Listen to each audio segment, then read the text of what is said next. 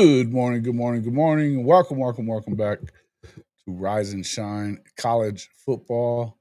I'm your host, Jason Watkins, and if you love college football, you know you're in the right place. So before you forget, smash that red subscriber button, like our videos, and don't forget to ring the bell so you don't miss one moment of Hall of Fame college football. Welcome back to the show, everybody. Hey, man, good to see everybody in here. Brian Sandlin, Comanche Sooner Seatbelt Mafia, Sooners for Life, Logan Licky, Coach Ricks, Bishop Frank. Welcome into the show, everybody. Good to see everybody in here. Uh, you had to excuse me. I had a couple minutes late because I've got Big 12ers losing their damn mind over what we had to say on Saturday night about this whole playoff format flap, I guess you want to call it that, where they're choosing the 5-11 when they really don't even have a choice, to be quite honest with you.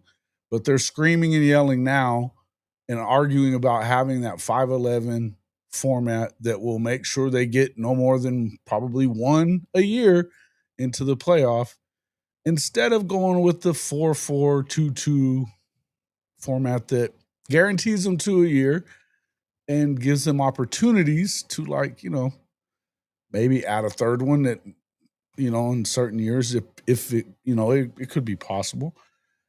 But at the very least, you get 12 over the next 6 years instead of what, maybe 7 or 8. What am I going to say? I guess I don't have to care. I was hoping that it would turn out better, but we're talking about the American way and how things should be instead of how they are. Go figure. Hot damn for to move on to something that matters. How about them Lady Sooners? The softball team finds a way to get it done after taking an L over the weekend.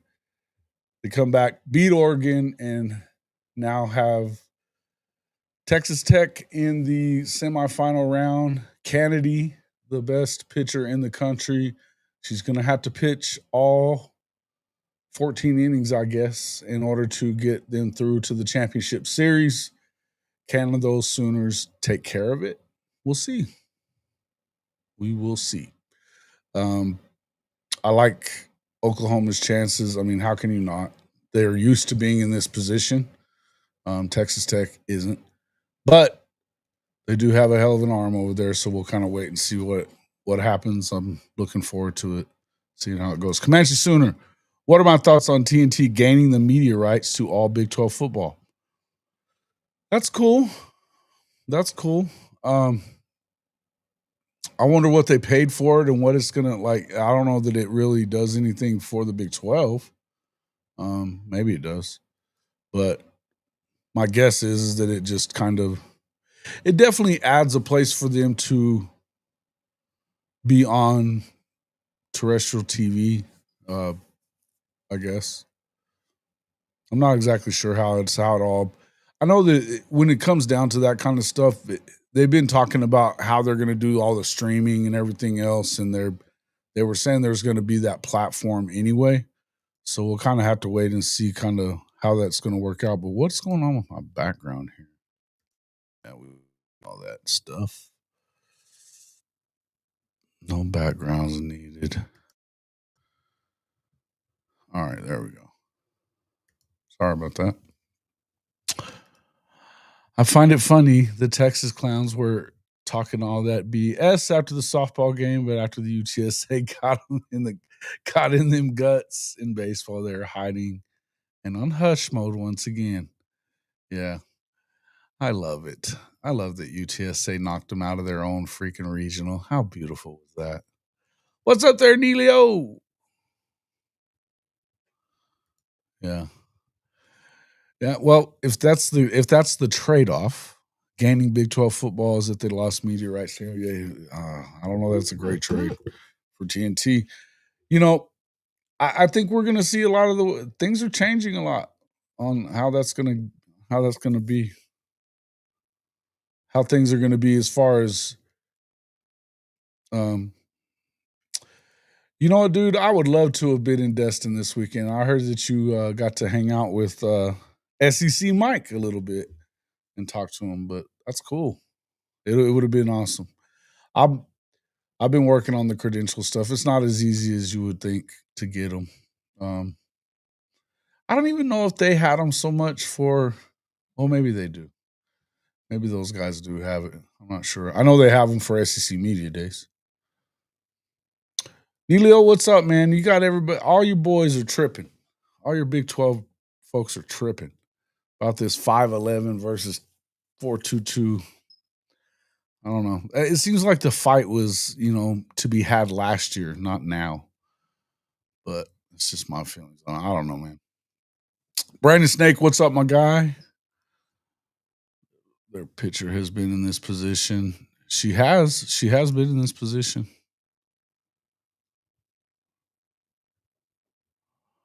But it's always funny when, for sure, when Texas loses. That's awesome that they lost in their own region. What's up, TP? Good to see you, man. Thank you for hitting that like button. Hope everybody else did too. Scott Walker, what's up, my guy? Big Monday. Yeah, Big Mike should be here shortly or at some point, I guess. They're having I guess it's football time there. They're doing their conditioning stuff, so he said he was going to be late, but we'll kind of see how that all goes.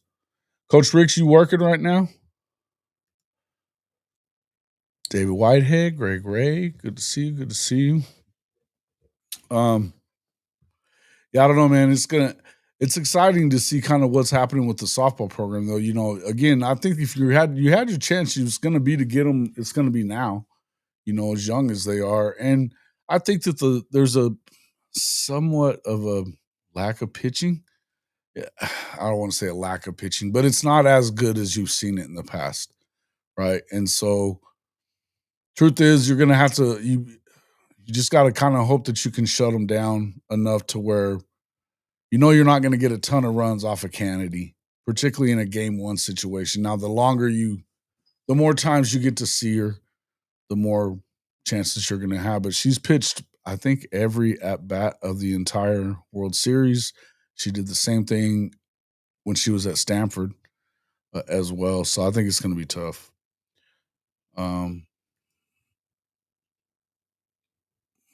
Yeah. Yeah, they kind of do. And the thing is like Neilio, to be honest with you, man, I had my Big 12 hat on when I was talking about all that shit. I'm not looking at this as a good thing. I don't think it is. I've said this a bunch of times. Just because you can do something doesn't mean you should. But and I said that whenever all that started, when they said that about when they gave up all that revenue and the power to the SEC and Big Ten, that I just thought it was a bad move on their part, and they have nothing left to bargain with. And whatever they had left to bargain with, they kind of gave it up and let them do the straight seeding, which I don't necessarily think helped. It didn't help the Big 12 for sure, but it was kind of like, you know, apparently that was to get some consideration, I guess, for 2026 and beyond. We'll see. But it is what it is. I don't know, man. I just think that if you for sure can get two in every year, then that should work out better for you.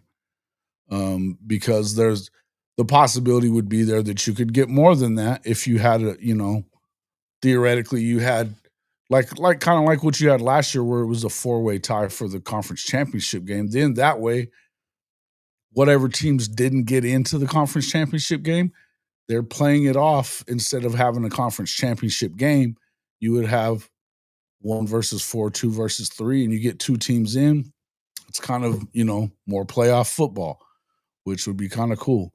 And it's a way to generate more money too, to me, which I get what you're saying. I mean, it is what it is. It's going to be how it is, but it's just kind of crazy that you would, I don't know, man.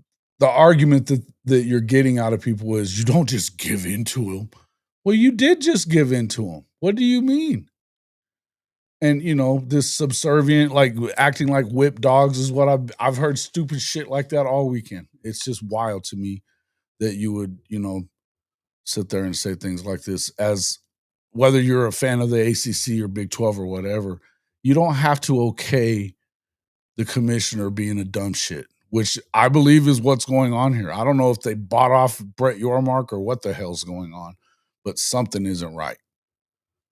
Something isn't right. So it's not a good move. I mean, Kuz just told me it's completely un-American to go. Like, you have a choice in the matter at this point, Kuz. You don't have a choice. You gave that up. It's wild. It's just wild. You hope Tennessee beats Texas today? Well, yeah, I get it. Wait. Did Tennessee make it? I thought they're out. Isn't it UCLA? I thought it was UCLA, Comanche Sooner. Am I wrong?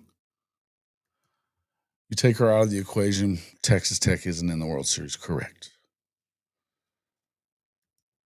Hey, what's up there, Steve Rollo? Thank you, sir. Hope you're doing well as also. Will be the better TV ratings be in the future, regular season versus playoffs? The media money will slide to expand where the money is bigger.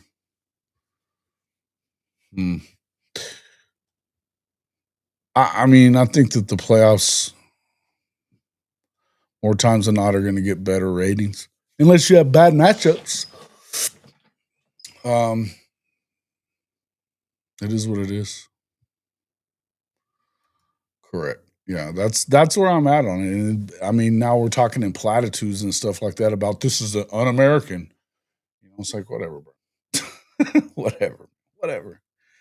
I had no idea it was Tennessee. How? Okay, so UCLA didn't end up winning then. They just tied to go. I didn't end up watching that one, but I saw where they missed the plate. She hits the bomb, misses the plate, and somehow they can't go back on that. So good for them. They came back and won that anyway, because otherwise we'd have all kinds of hell. Wild. Okay. You see, Isaiah got an offer from FSU. Yeah, man. I did. And yeah, he is the truth, man. He's going to be a monster. So,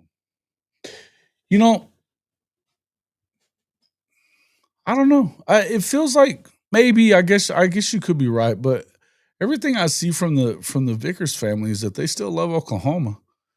That doesn't. I get it though. I get it.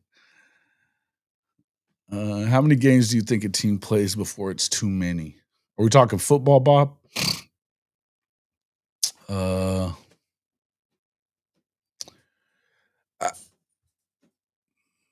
I don't know. I think you all have to play the same amount at some point. You know what I'm saying? Within a game, anyway. So it just depends. I think this is where depth comes in, and I'm not too sure that.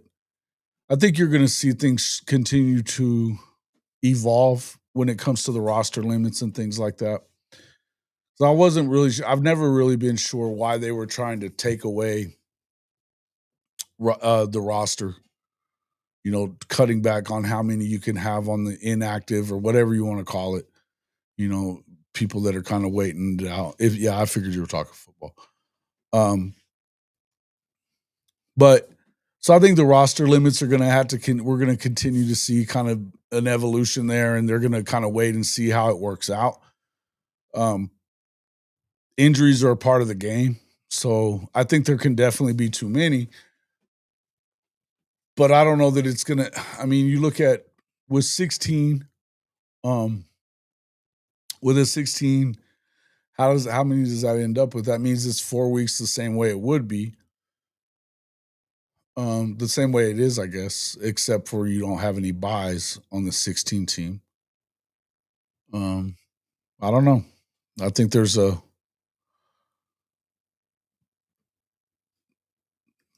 Yeah, I get it. But with that many, with not having buys and stuff like that, I don't know. It almost feels like the longer that you lay off in between games and stuff like that, the worse it goes. I mean, injuries are going to happen, and I guess the more games you play, the more option or opportunity there is for injury. But I also think that the further you go, that you. I don't know. You just kind of get through it. But again, I do believe that we're gonna find out kind of how it works the first few years. I think it's a wait and see game with a lot of that stuff, and they'll have to make adjustments. I think they're gonna have to make adjustments to how they do things, no matter what, in order to kind of get there. It is kind of what it is. They play 17 in the pros. That's in the regular season. Then they've got the playoffs. So yeah, I mean, I think you're probably going to end up with 17, 18 games. Now, here's the thing, I don't want it to continue. I think that we've probably already expanded the playoffs probably further than you needed to. Um, although, again, if you want to get everybody in, you want to give a shot to everybody in every conference, I don't necessarily have a problem with that. So I'm good with 16. I want to know where's the shutoff line though. I hope it is 16. I don't know that's what it is. That was one reason that I said that I like that idea. I want to kind of reiterate that I don't like the idea of auto bids for anybody. I think you need to play your way into it. But the more I've thought about it, and the more we've talked about it, the 4-4-2-2 format, while it isn't evened up and all that other shit, to act like it's even um, between the big two and the other two is kind of not true. It's not even. I think that there's still probably no more than 8 or 10 teams that theoretically could win it.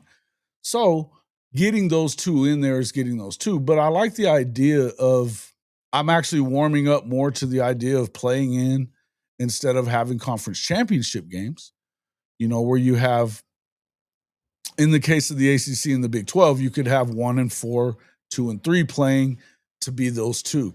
That kind of expands the playoff, but it does it for your conference or whatever. In the case of the SEC and the Big 10, your top 2 teams are going to be in no matter what. That would kind of give them a week off that they don't have to play that weekend. But then you have, 3 versus 6, and then 4 and 5 playing for the other 2 spots.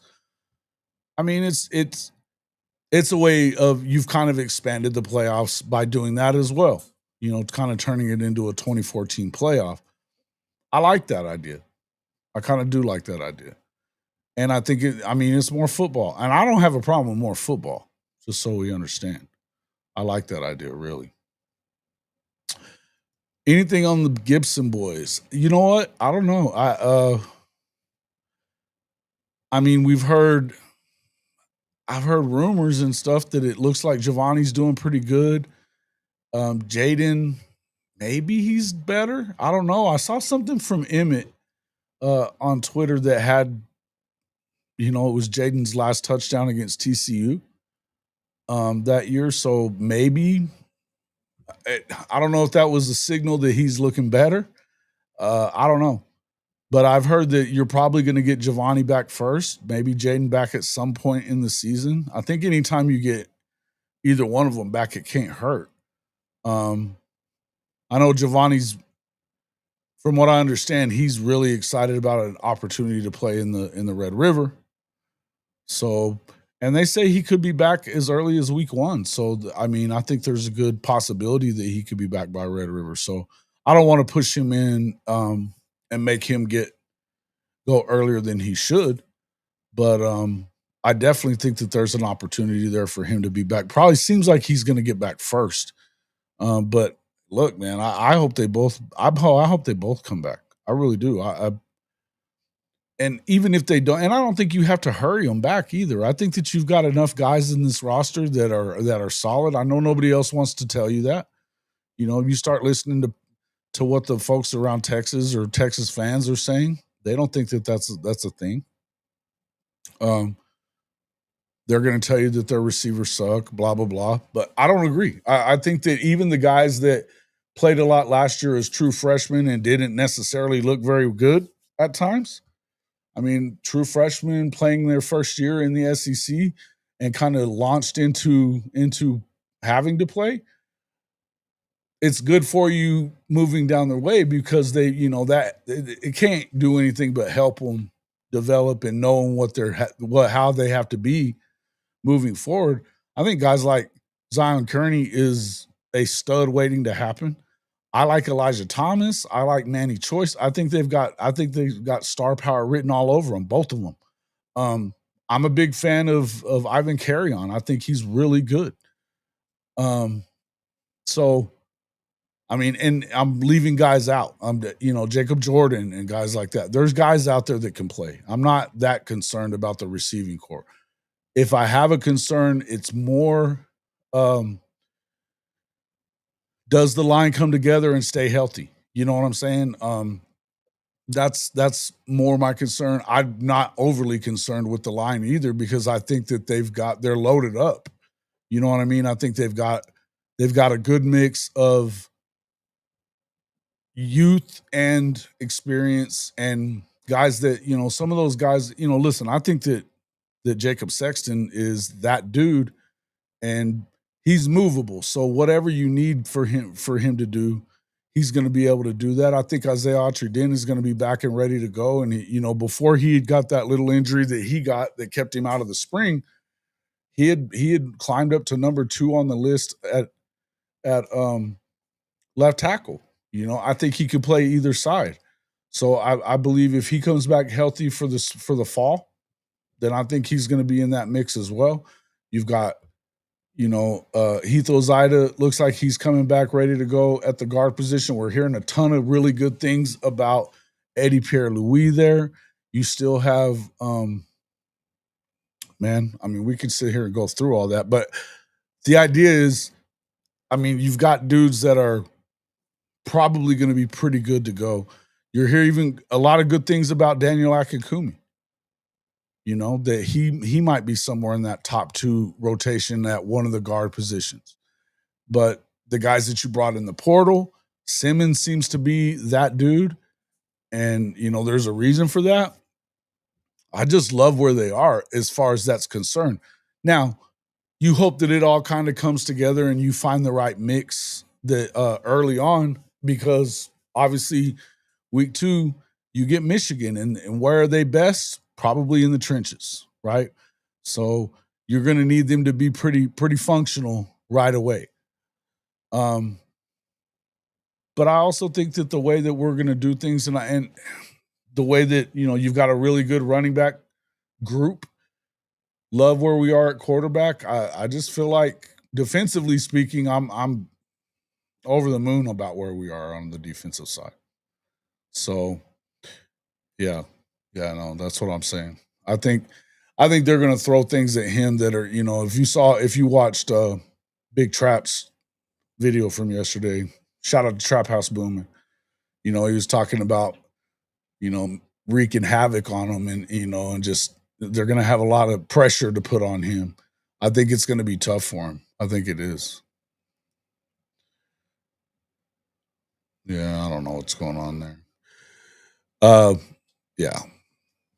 We'll be finding out more about that as time goes on. I hadn't really talked much to his pops or anything like that over the weekend. Looked like they had a good time at Arizona, though. I will say that. Looked like they had a good time, a good visit. We'll kind of wait and see.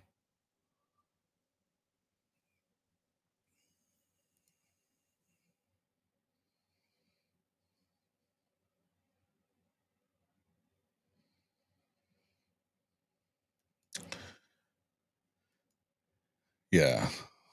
Yeah, I don't know, man. It's still pods are still being talked about.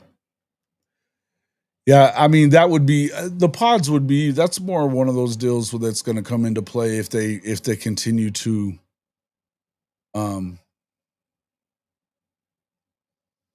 if you continue to see a lot of realignment and stuff and then adding more schools to the big program, to the big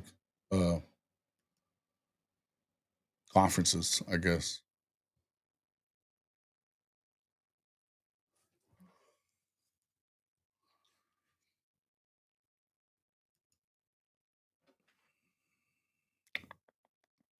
Online should be good for sure. We can beat Michigan, Auburn, and Texas early. Listen, I think that's, we kind of talked about this last week. I think that that's what the most important thing for them, I think they've got to get to the Texas game undefeated. And then if they win Texas, which again, I feel good about the Texas game. I really do.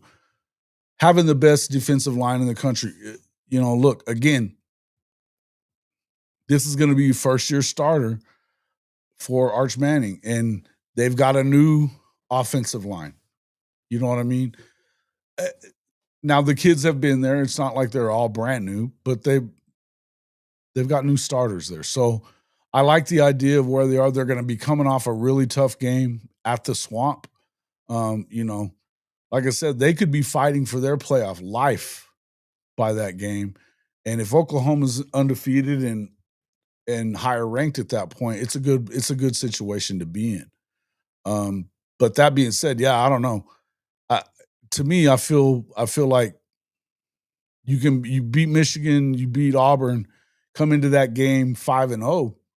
Now you got a chance. If you can go to 6-0 right there, now your next 6 games, you got to go 4-2 to make sure you get in. And really, you could probably stand to go 3-3. You know what I mean? I honestly feel like if you get to that point, if you just get to 5-0, even if you lose to Texas, then you got to win the next 3. You got to win those games against Tennessee, South Carolina on the road, Tennessee on the road.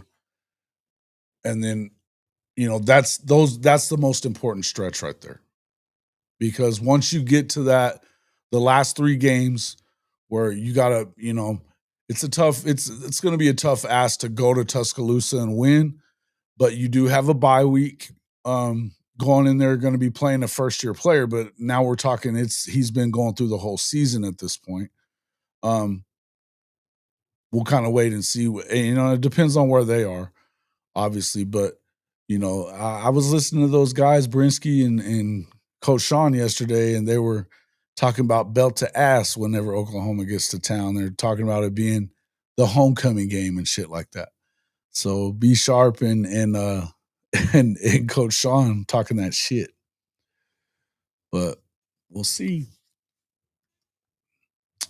Yeah, well, yeah, I think so. I mean, I would agree with that, Kobe. I think you should be 5-0 going into that. I think you should be. I think it kind of with Auburn though. I mean, there's a lot of people thinking a lot about Auburn. I'm not one of them necessarily. Now, I think that their receiving core is unbelievable. I think offensively you got to concern yourself with them, but if it's Jackson Arnold coming in, I think they're going to feast on his ass. And if it's Deuce Knight, he's a freshman. So, Chandler, you should find a way to win it. You should definitely find a way to win it. I think you need to win the Michigan game. It's a home game. First year starter there too. Even if it wasn't Underwood, it's going to be a first year starter at Michigan. And the guy played at Fresno State last year. So I mean, again, I like their chances of getting to 5-0 going into that game. So possibly. Yeah, I don't know, man. It's hard to really tell who's going to be better. You know what I mean? I think Sharon's done a good job. Hell, they beat they beat Ohio State last year in the shoe again. So, I mean, I get it. It's a rivalry game and it is what it is, but I mean, chances are they're going to be we know they're going to be really good in the trenches, but I agree with you. I think they need to win the game. And I think that the best game you should probably get out of those first 5 should be the Auburn game, no doubt. But we'll wait and see. Does Arbuckle think that Jaden can't run good enough? What else could it be? Well, coach doesn't want that rifle arm. I don't think that it's that he doesn't want him. I think that it's that he locked in on the guy he wanted more. I don't really buy the whole he wasn't ranked very high whenever they offered him because he kind of was shooting up the rankings by then. They knew. I think that's just a narrative, but it kind of is what it is.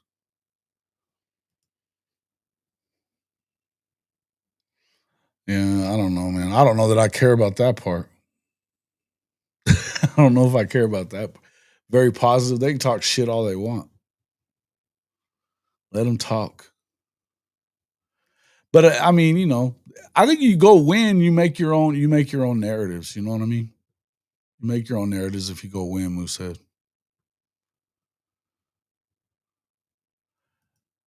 Yeah. He is.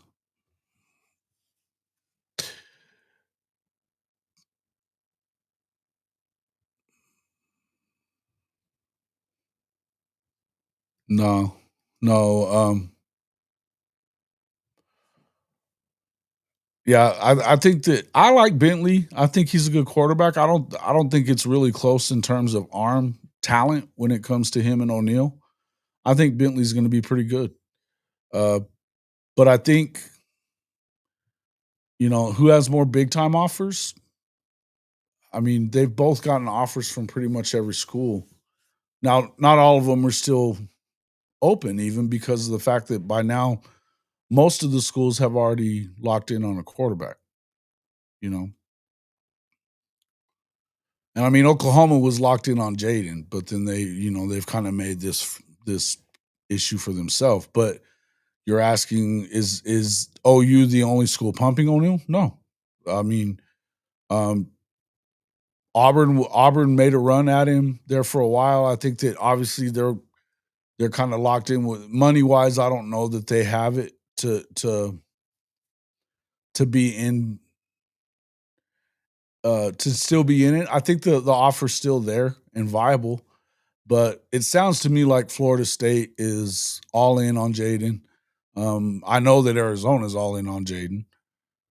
You can look at that as a not as big time an offer if you want to, but it's still a Power 5 school, a Power 4 school, and you know, here's the thing about that. I mean, wherever you go and play, if you play well, you're going to have opportunities no matter what. So it could be one. I mean, here's just being real.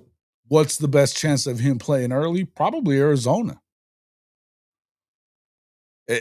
And certainly it'd be Arizona or Florida State. He could have a chance to play really early at Florida State as well. So doesn't really matter where you. I mean, these days, what do you think? I think it's probably 75% or more quarterbacks don't end up where they start. I mean, I think at least that much. And Hawkins, yeah, I think Hawkins is definitely the next guy up. The next guy up. So if Mateer, I know we hear a lot of stuff about Hawkins is out of here if he doesn't, if Mateer stays another year. I don't know that I completely believe that narrative. I don't know that I completely don't, but I really hope not because I don't want him going anywhere. I think that he is the future of the position, and I think that he's the best player that we have in, you know, I think he's the best overall player, quarterback wise, that we have in the room right now, and that includes John Mateer. John Mateer is further along in his maturation and where he is. He's played a year. He's got more success under his belts, I guess you could say. But when it comes to ability, I don't think he's got anything on Michael Hawkins. You guys know how I feel about that. But we'll see kind of what happens. But I don't know. Is OU Michigan going to be on college football game day, ESPN or Fox? It's not a big noon game. It's going to be ESPN, so it'll be game day actually. And they already said it's a primetime game on ABC. So not Fox. Not Fox, Neilio. Yeah. You already had it. He did not keep his red shirt. The hope is I guess the hope is, and I think it's part of the reason why you've seen them bring in some other guys. I think that's the hope is that he'll be able to keep his red shirt he'll be able to red shirt this season. They'll probably give him opportunities to play in 4 games only, unless you had a big injury or something. Yeah, Bobby Burton. You'd like to see us? Yeah, I don't think Bobby Burton likes me at all, buddy. but I don't really like his ass either. But I would love to do shows with guys like that. You know what I mean? I think it'd be fun. I enjoy the back and forth banner. I don't take it personal, and I don't know that he would, but whether he would want to do that or not. And he's a lot bigger than I am, by the way. So, as far as that goes, Bobby's been around for a long time. I actually respect uh, the job he's done building up um, his business within that. His magazine, it started off with a magazine. It's kind of the same way I feel about what's his name from Texas A&M too, Billy Lucci. Done a hell of a job too. It's great. They've done a great job building up their spot in this industry and stuff. And so my hat's kind of off to them, even though I don't give a shit about Texas or A&M, but I think they've done a really good job. He is. He is indeed. He is indeed.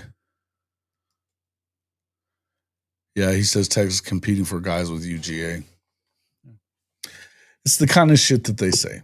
You know what I mean? It's the kind of shit that they say, and that's that. It's funny to me. It's the same shit that guys like, what's his name? Who am I fucking thinking of? What's Big Boy down there? They say shit like this. Like they've got this attitude of they're so superior to everybody else, right? Yet they don't never do nothing. You know what I mean? It's like for all this superior talent that you have down there in Austin, what have you done?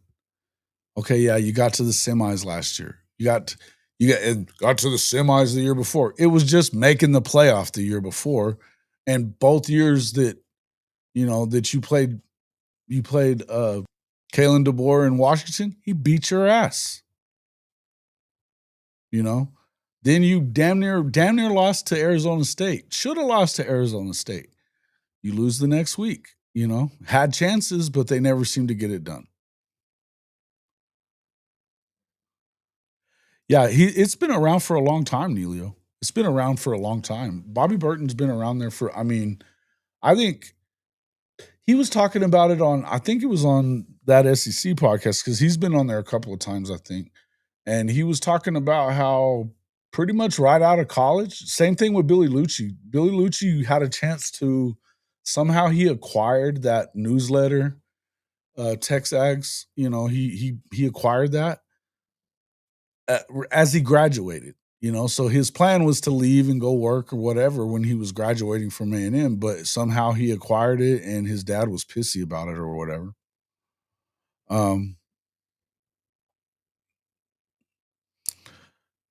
Take issue with those Texas guys and call them out. Oh, I do call them out. I don't mind doing that.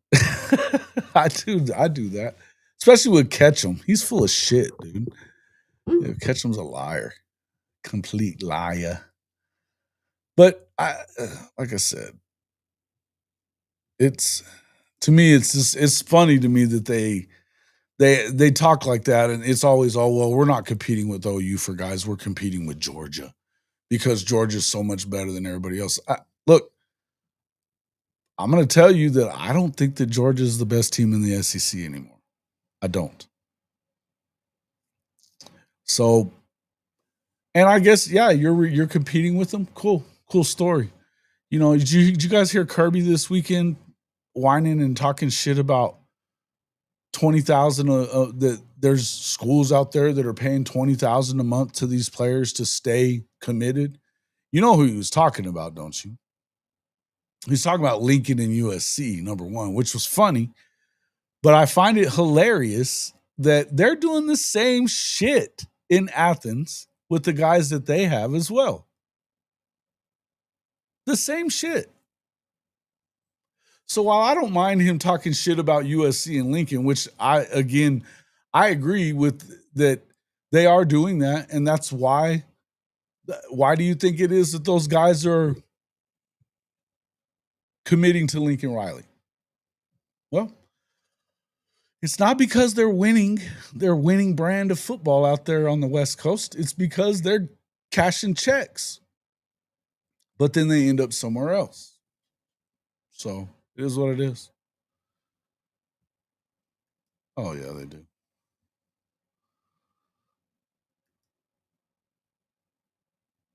Mhm. Well, I would agree with that, Daniel. I would agree with that.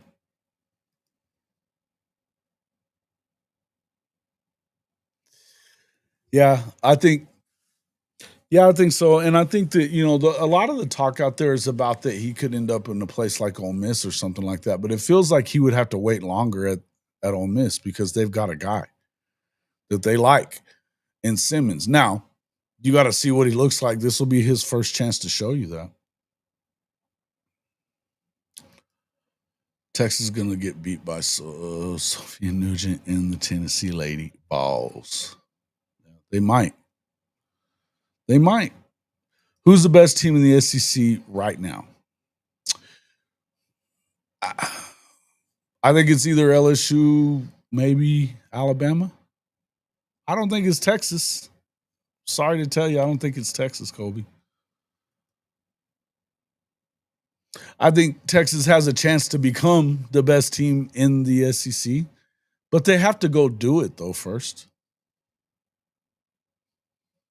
You know what I mean? I think they have to go do it first. I have to see you beat somebody of note in the SEC because you really haven't. Oklahoma.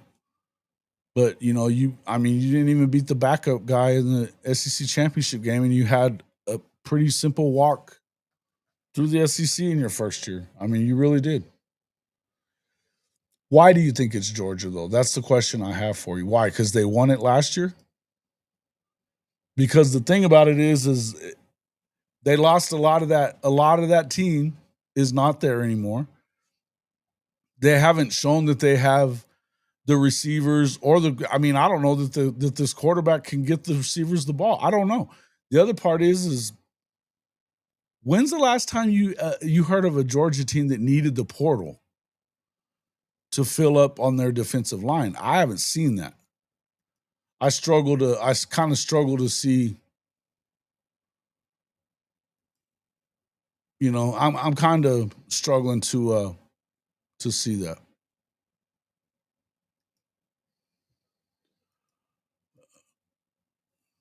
LSU had a really good transfer portal offseason. Absolutely they did. They won the transfer portal. And I think that even though they weren't still great defensively, they were better the longer the year went on. They don't have a proven quarterback, but they have a proven offensive coordinator. They've got proven receivers. They've got a really good offensive line. Running backs. I mean, they don't have a proven quarterback. But neither do you. Neither do you. And neither does Georgia. Who's Georgia's proven quarterback? I mean, like I said, I still feel like Oklahoma has a more proven quarterback than Texas has. I think Oklahoma has a more proven quarterback than Georgia has. Oklahoma has to go prove it. They have to go prove that. But then again, we'll see. We'll see.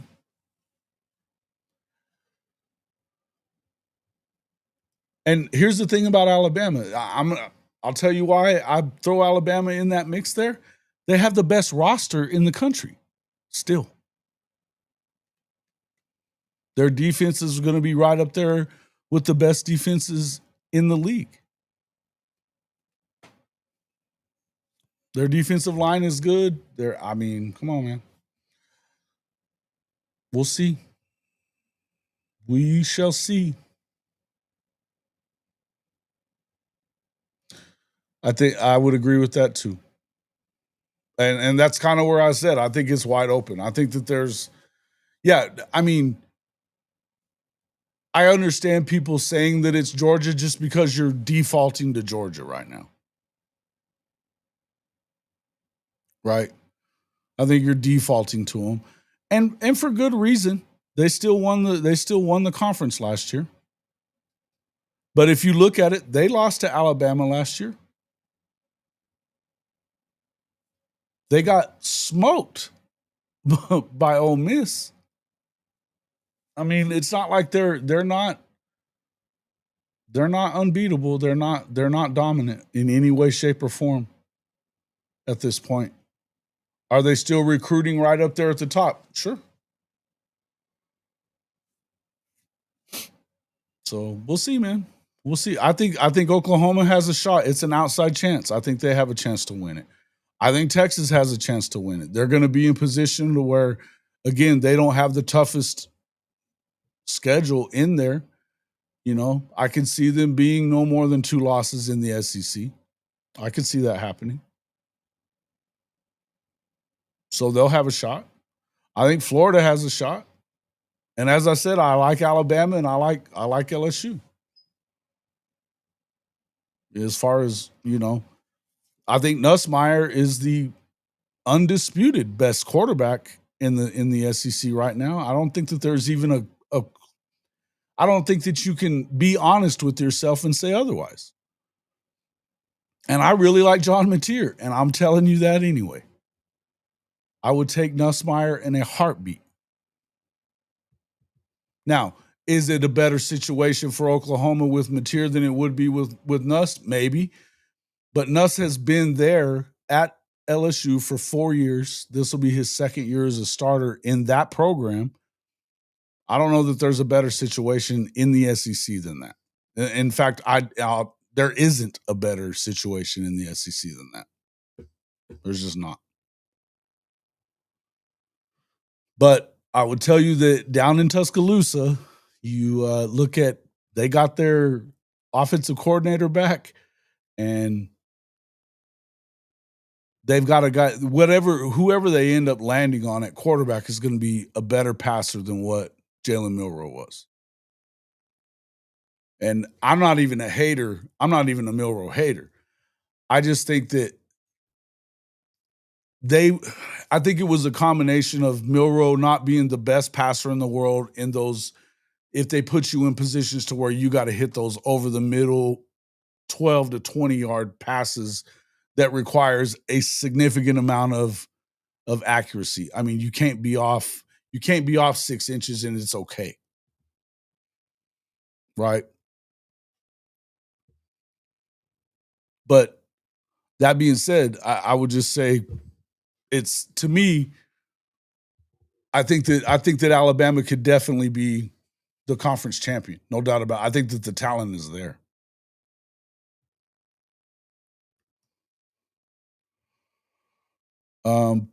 If he's healthy, Giovanni Gibson, without a doubt.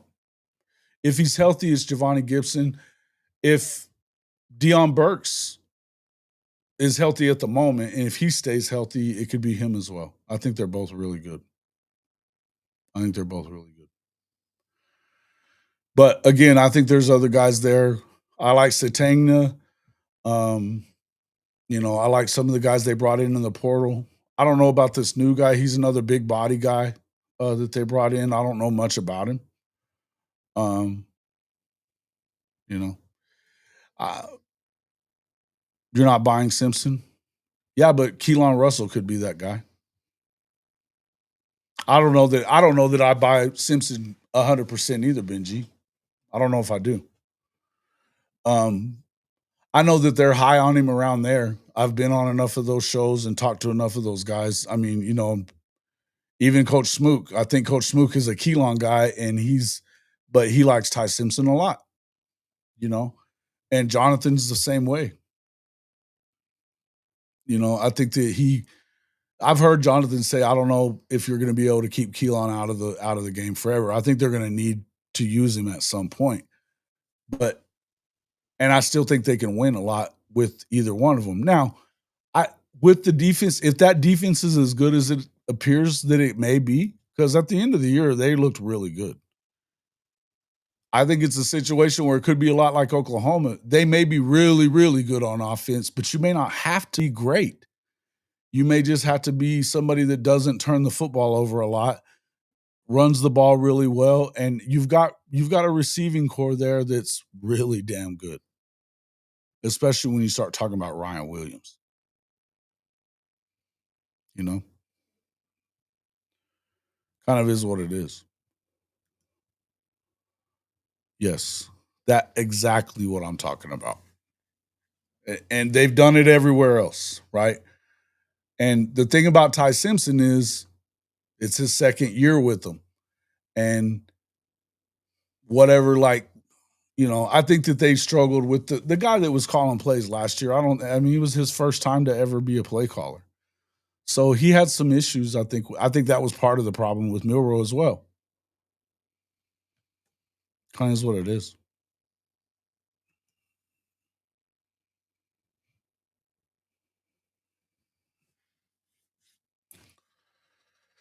Yeah, I don't think they have to rush him in though. They don't have to rush him in. Pachotti's not even at Oklahoma anymore. They're Penn State. He transferred.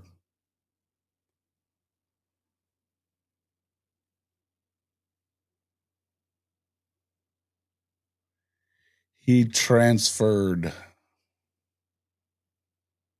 But I like Deion Burks as well. Like I said, I really like Deion Burks.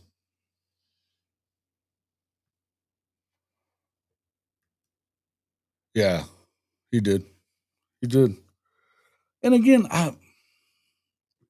look, man, I just be honest with you. I'm not one of those dudes I'm not big on quarterbacks that can't get it done with their arm.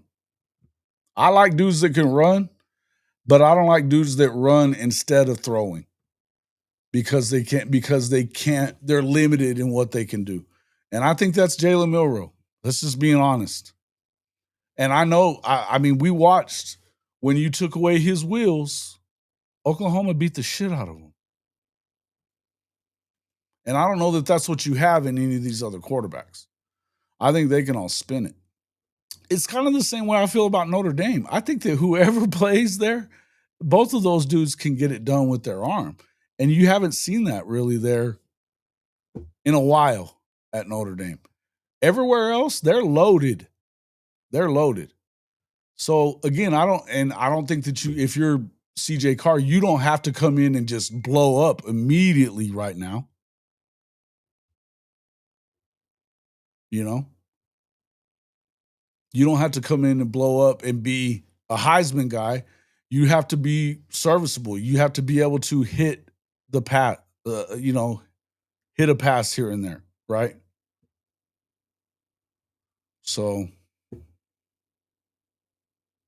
I don't like quarterbacks that have piss poor. Thanks, Greg. I agree. I would agree with that. I would agree with that. Like Jackson Arnold. Yeah.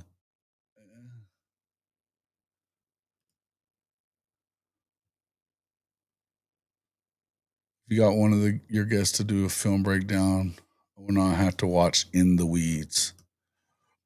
In the Weeds is pretty good, bro. In the Weeds is pretty good. I'd love to get some on. That's something we've kind of talked about a little bit. I'd love to get some of that on 22 or the 22 film and do some of that kind of stuff. I like breaking down. I like breaking it down. Film myself. I enjoy watching film. Yeah. Yeah. I think that look, it's not like this been forever since that's happened, Daniel. It's 1 year that you had a struggle there, and there was some. I mean, it was an injury issue, for no doubt about it.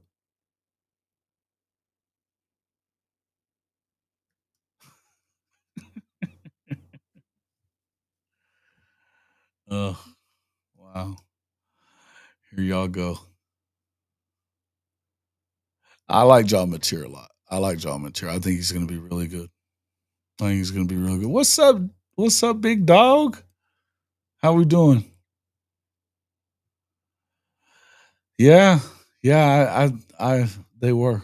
They were. They're the guys that they can complete a pass in the moment when you need them to. That's what I think. That's what I think. Good to see you, man. Hope you guys enjoyed the weekend.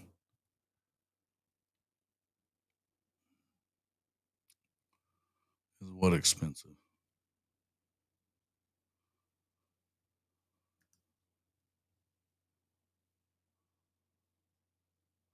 Yeah, I do.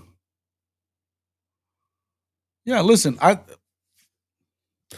think you had a bunch of freshmen that were doing their best, and I don't know that it was as much about the receivers weren't very good as it was about the damn game plan sucked, Eli.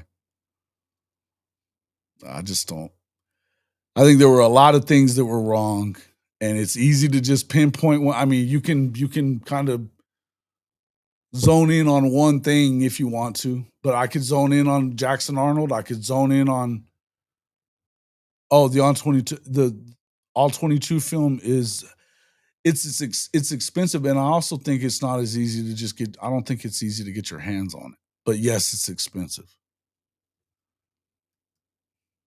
I think it's something I'm definitely something I want to look into. I think Coach would be. It'd be fun to have Coach kind of look into some of that as well, right?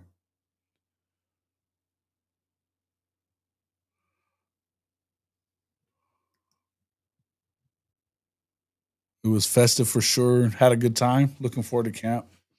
Cool. Yeah, Tucson's a cool place, man. I got a cousin that lives out there. It's a cool place. Festive, he says. Festive.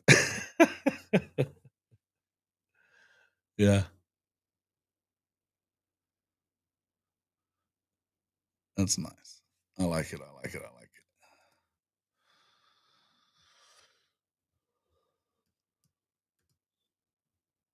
it. Ugh.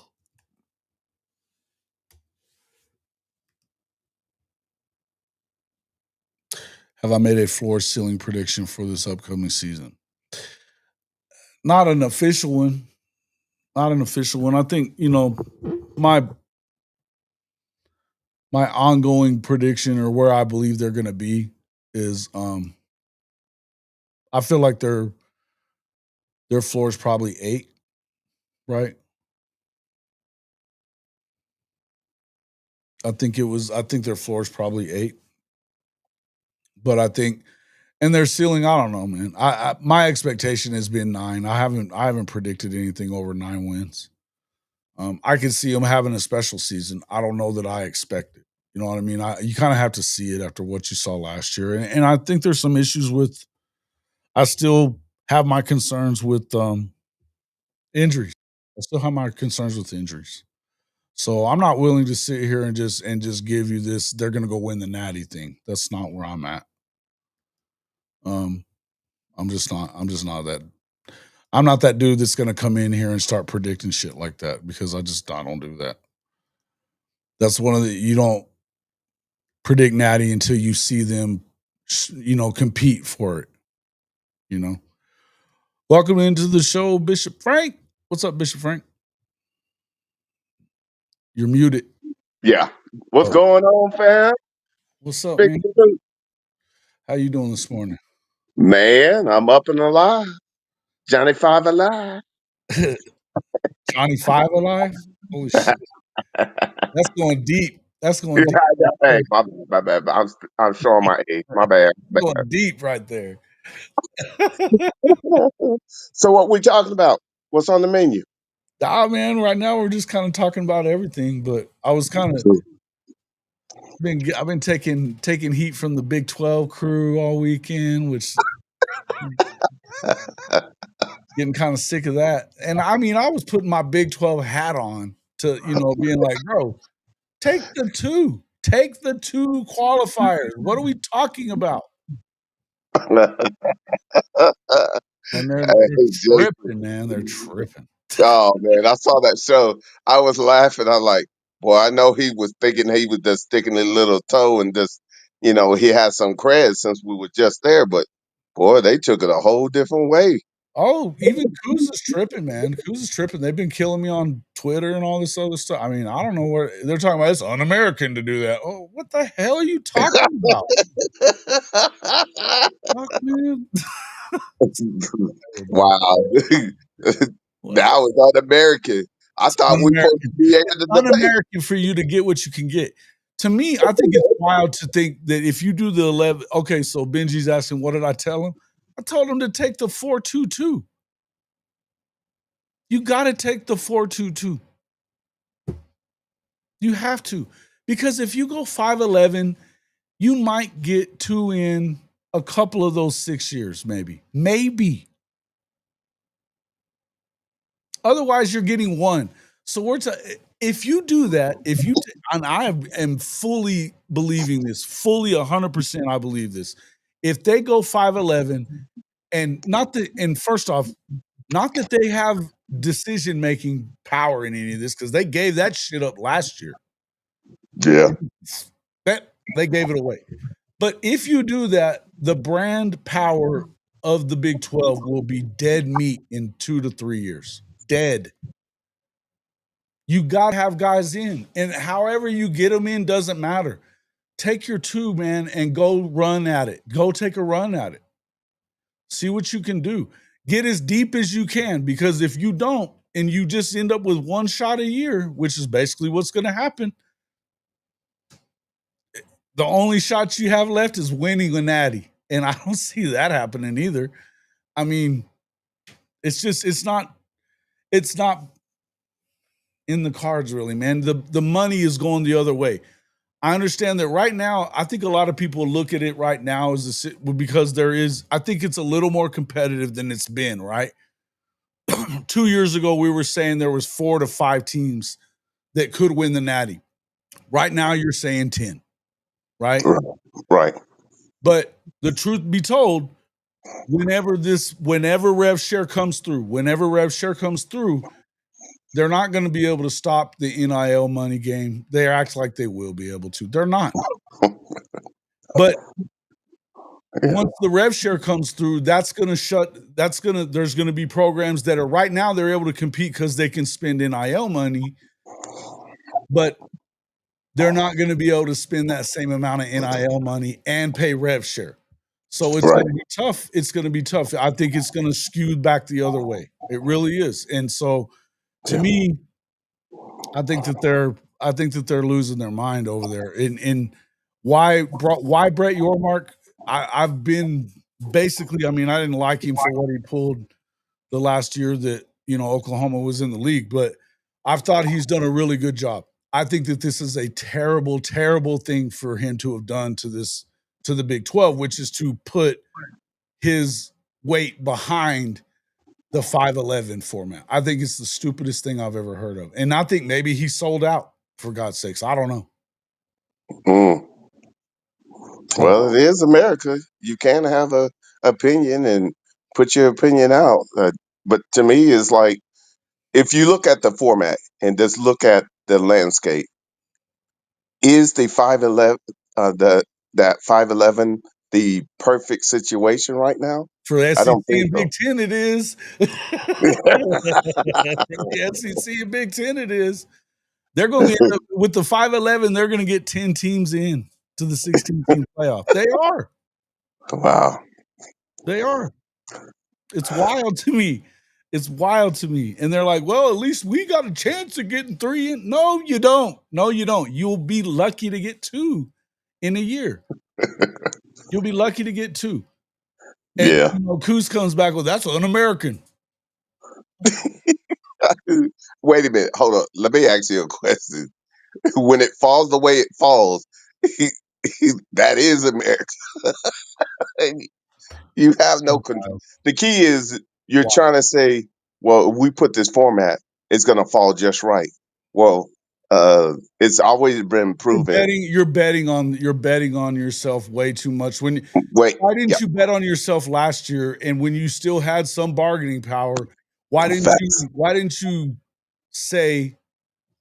not say then call the SEC and Big Ten on their bluff last year when they were saying we're going to do our own thing? Because it wasn't just going to be on them to do their own thing. It would have been up to ESPN and Fox to back that play. And to me, I don't know what would have ended up happening, but I would have taken if I was going to take a chance, I would have taken a chance with that.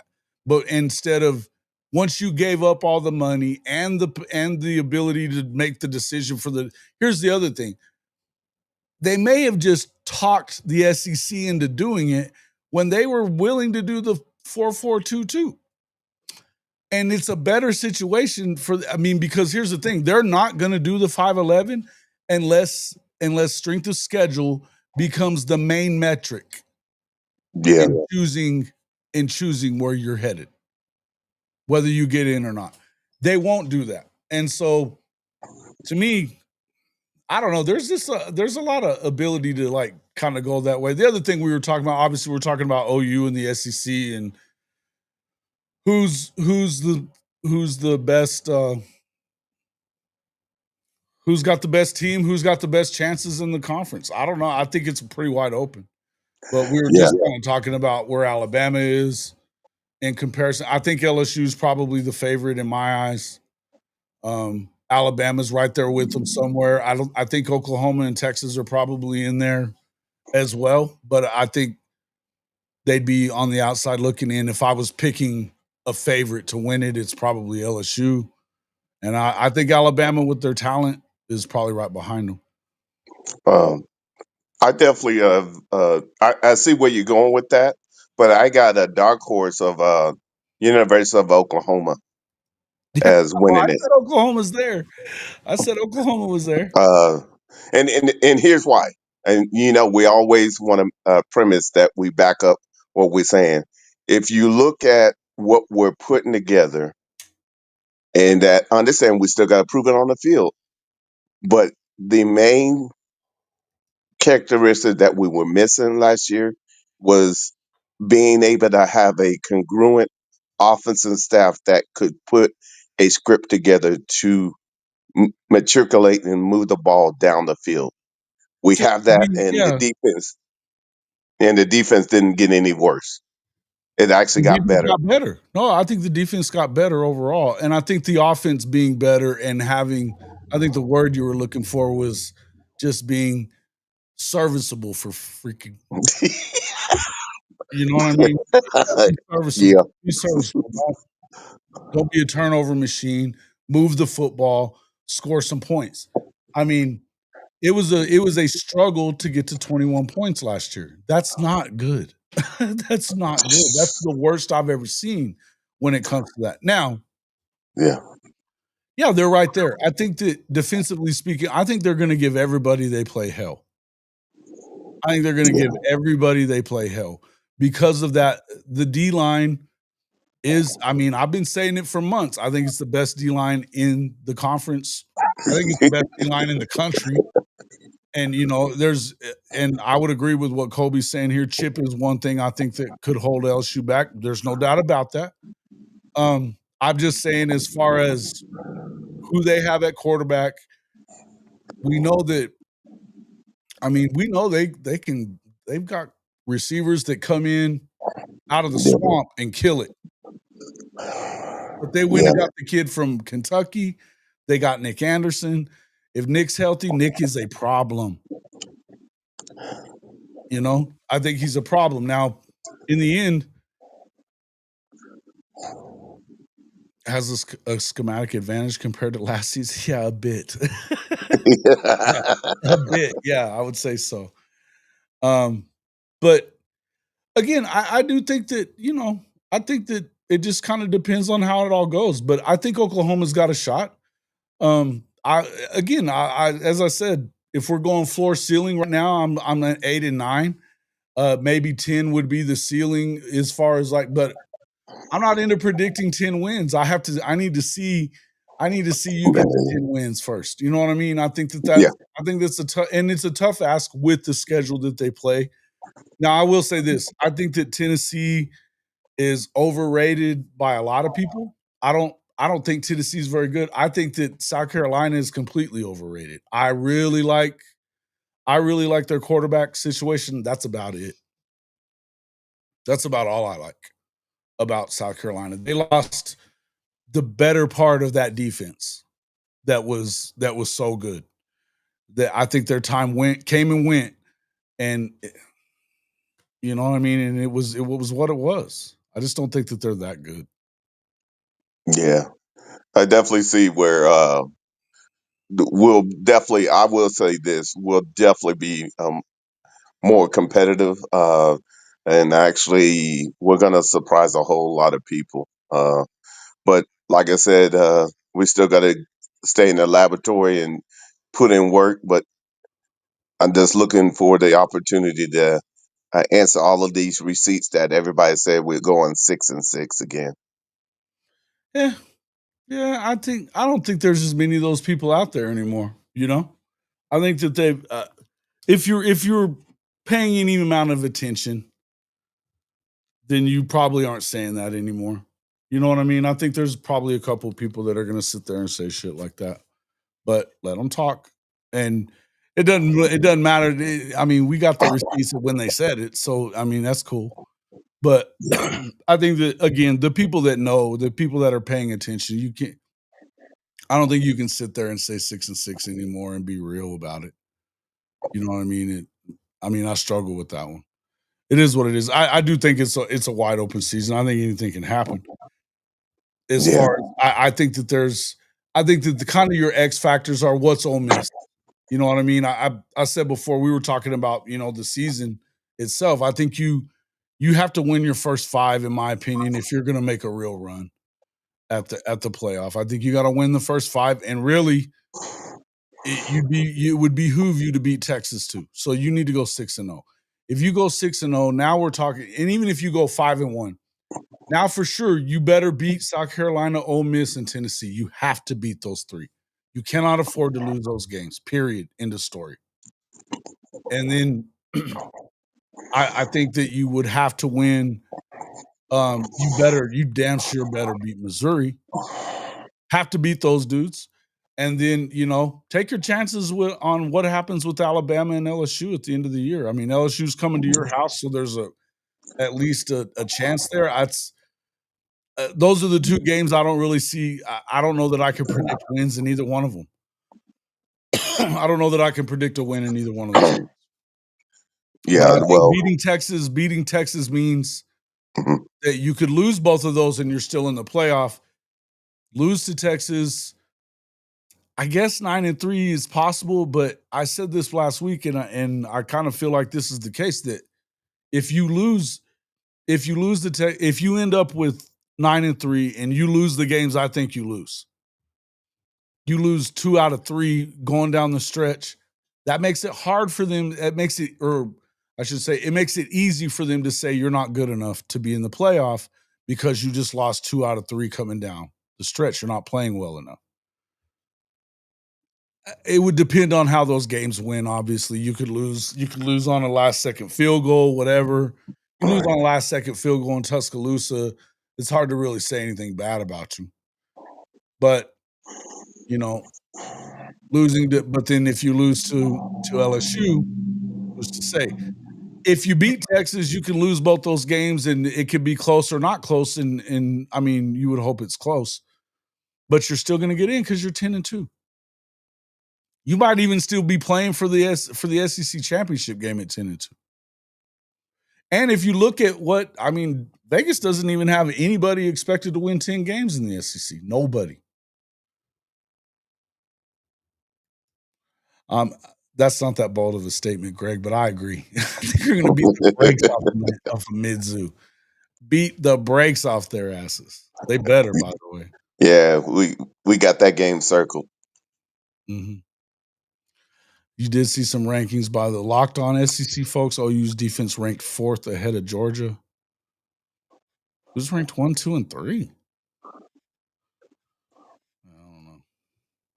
Auburn and Missouri going to get a rude awakening when they visit the Palace. Yeah, I mean, I'm just hoping that Jackson is still the quarterback when he gets there because he certainly has a rude awakening. Yeah, man. It's just we're itching. We're like everybody else. I'm just boy, hurry up and get here because Maybe. we're gonna prove we were right to bet on ourselves. Yeah. Yeah. So Yeah. No. Yeah. No doubt. Got to protect the home. No doubt about Yeah, that. I don't. I think that the home games you should win those for sure. And you got what your home games are against Missouri, Ole Miss. Both games you should win. Um, I mean, I guess again, I think that LSU is probably the best team. So and Oklahoma has struggled with LSU. They just haven't beaten them. So now they looked really good against them to start off last year, and then when Nuss went out and got a shot and came back in and blew up, that was different. So I don't know. I mean, still, it's one of those games. It's like I said, it's one of those games you got to kind of see them win it before you say they're going to win against them. You know, Michigan, damn sure, yeah, you got to win that game. You got to beat Auburn. I think you got to. You got to protect home. You got to protect home. yeah. Just gonna say, you have to be strong at home, and you got to be a road dog. Yeah. And listen, if I think that if you go out there and like I said, if you go out there and you beat Tennessee on the road, you want to beat South. I think you got to beat South Carolina. Again, I'm going to say this again. You got to win those 3 games in the middle. You got to beat South Carolina. You got to beat Ole Miss at home, and you need to beat Tennessee on the road. Because after the Tennessee game, then you got to go and deal with what's up there, Coach Smook. Good to see you, man. Then you got to go on the road to Tuscaloosa, and the good news for that game is that you've got your bye week heading into it. That's good news. But again, that's not one of those games that I would predict an Oklahoma win to go to Tuscaloosa and win when I think that they're as talented as they are. I think that there's talent. I mean, and I think that you're probably going to see a Kalen DeBoer team be really good right now. Imagine that Coach Smook shows up as we're talking about where this thing's going to be and shit and talking about Perfect timing. talking about Alabama. But like I said, I don't know about all that shit that Brinsky and Coach Sean were saying yesterday about belt to Oh, ass. Talking about that belt to ass shit. I don't know about all that. I think it's going to be a ball game. Gotta say, I think it's going to be a ball game. yeah. And I think that's what you want to do is go in there and you got to make them work for that. You cannot go in there and lay down or and take an ass whipping. You got to give them a ball game. Yeah. You don't want to go in there and do what they did at the Palace, which is lay an egg. Correct. So we'll see. We'll see. We definitely have to have a running game going into by then. Oh, no doubt. No doubt. Anyway, what, Coach Smook? It's got to be a ball game. I think it's going to be a good game. And like I said, I'm not predicting anything crazy. I'm not predicting anything crazy on the season for that. My feels on their takes. Oh yeah. Man. I feel you, bro. I feel you. I was like, oh, they talking about belt to ass. Okay. Hearing Yeah. August 8. Bro, I don't do this, J Fez. I don't do all that. That's why Brinsky was like, "You ready for this? You ready for this L?" I said, Look, it is what it is. I mean, look, I could see getting beat there. I don't but again, yeah, they're looking for some revenge. You know what I mean? It yeah. 421 type game, he says, closer than the score. Okay. We'll see what happens, man. I'm looking forward to it. I'm looking forward to the game. I'll be there. I'm gonna be there for that one. It's gonna be fun. Yeah. Look, I like Jay Knott, man. I like Jay Knott a lot. Don't come in here talking about AD to me and Jay Knott. All right, bro. Until I see some shit like that, you don't call him Adrian Peterson, okay? Don't do that. Kind of shit, get that ass whipped.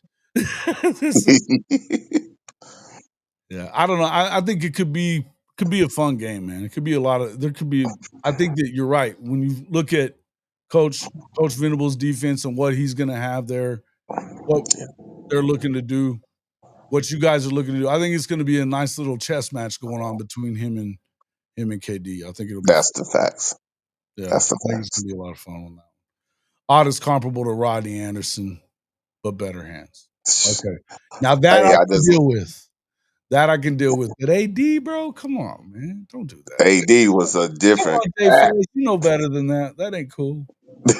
shoot. Hey, Jason, he pop off like that. Man, we should have picked him up right away. Look, bro, Sheesh. that is going to be a fun week there, Coach Smoot. That is gonna be a fun week there, Coach Smoot. Put me in a game, Coach Smoot. We're going to have some fun with that one. OU just has a different energy. I love the fact we have a confident OC QB combo, more experience at the O line, BV calling a talented defense. I think we'll be good. I agree. I think that this is a night and day difference in a lot of areas when it comes to Oklahoma this year. No doubt about it. And to be honest with you, I'd say when you start looking at it could have been a lot different season a year ago. You know, even with everything that was as bad as it was, you still probably should have won another 2 games at minimum, right? That tells you how bad things were. The talent isn't, it's not a talent problem though at all. Yeah, dude. AD was, yeah, bro. But I like our backfield better with Ott than what we had without him. Oh, no doubt. I like I just said don't compare him to Adrian Peterson. That's all I said. I like the dude. I think he's gonna be damn good. Yeah, I definitely I understand. don't like making player comparisons like that. Nah, Great. that ain't Jason's forte. Before they've carried a damn football in an Oklahoma uniform too, by the way. And I say the same thing about like as much as I like John Mateer, I don't want to hear that Baker Mayfield bullshit either. I don't like that.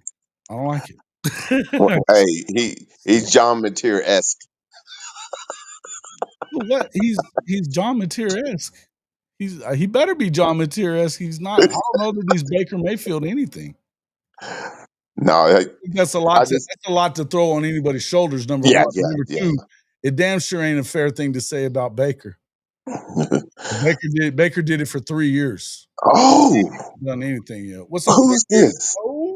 Oh, big puss. What up, The dog? big dog. What up? What up? What up? What up with you? Getting it in, bro. Summertime, camp season. Working that ass. Working that ass. Getting him going. How's he look? Yep. I mean, he could always look better. No, he's doing all right. Doing all right. Had 2, did a couple camps, but yeah, we had Cam, my youngest one, out there starting his little workouts right now. So yeah, we're out here getting it, grinding. Yeah, I know a lot of them do. That's why I brought that up, Benji. I don't do that Baker 2.0 bullshit. I don't like to hear it. I don't even like to hear it. I don't even like to see people say it. I mean, it's just dumb. It's just dumb. You gotta just gotta let that man be himself, man. Comparison is the thief of joy, bro. Sure the hell is. It ain't even fair to it's not fair to Mateer and it's not fair to Baker either. It's not fair to Baker either.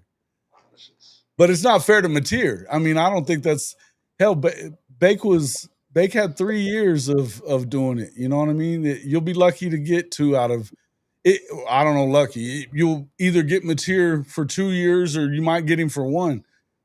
There's no way you can be Baker in 1 or 2 years. You can't. It's not doable. So he and Baker are the same shade of white. That's about it. There you go. Right, there you go. Right there. Okay, Captain Obvious. I like Jay Nott a lot too. Again, yeah, there's a difference between man. AD's one of the greatest of all time. Period. In this story. I mean, and at Oklahoma, he's arguably the best ever. You know? Stepped on the scene. When he first stepped on the scene and you're able to do what he did, Yeah, he stands alone. Yeah. Yeah. Hey, again, Jaron, yeah, you have to actually go out there and do it first. Yes. Yeah. I got to see you take a snap or two. You know what I mean? Yeah. I kind of got to see you take a snap or two. on the biggest level. Yeah. Yeah, I was just gonna say this ain't California. Get real. You got to, yeah. And one thing I will say about Jay Knott, and I've said this a lot about him too, is that you got to look at they were shitty as a pass offense, shitty, and he was still going off that 23 season. It was one of the worst pass offenses in the country, and he still had 1,300 yards.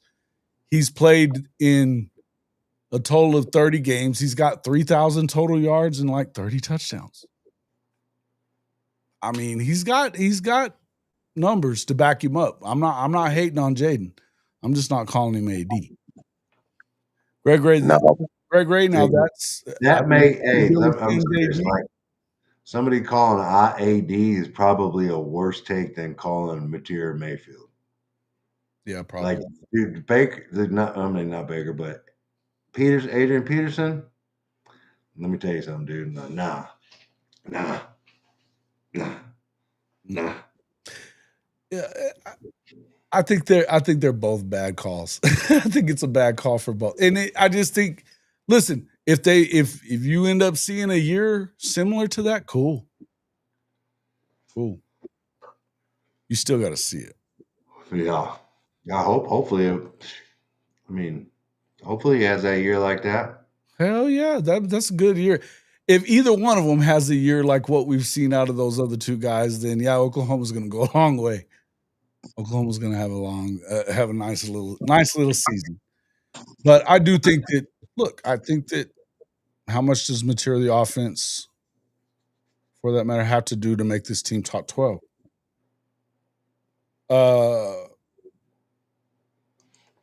I think you need probably 3,500 total yards from Mateer.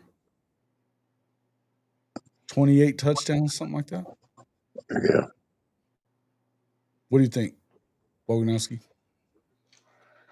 I mean, I've said it before. Like, if you can get into the 30 total touchdown range, I think that's. Whatever the yardage is, 30 touchdowns, somewhere in there. Listen, man. Like, yeah, if he's 30 touchdown range, that means he's way north of 3,000 yards passing, and probably 900 yards rushing, which is amazing. That's a hell of a year, and he's probably leaving after that. Yeah. Which I think is, I think that's best case scenario.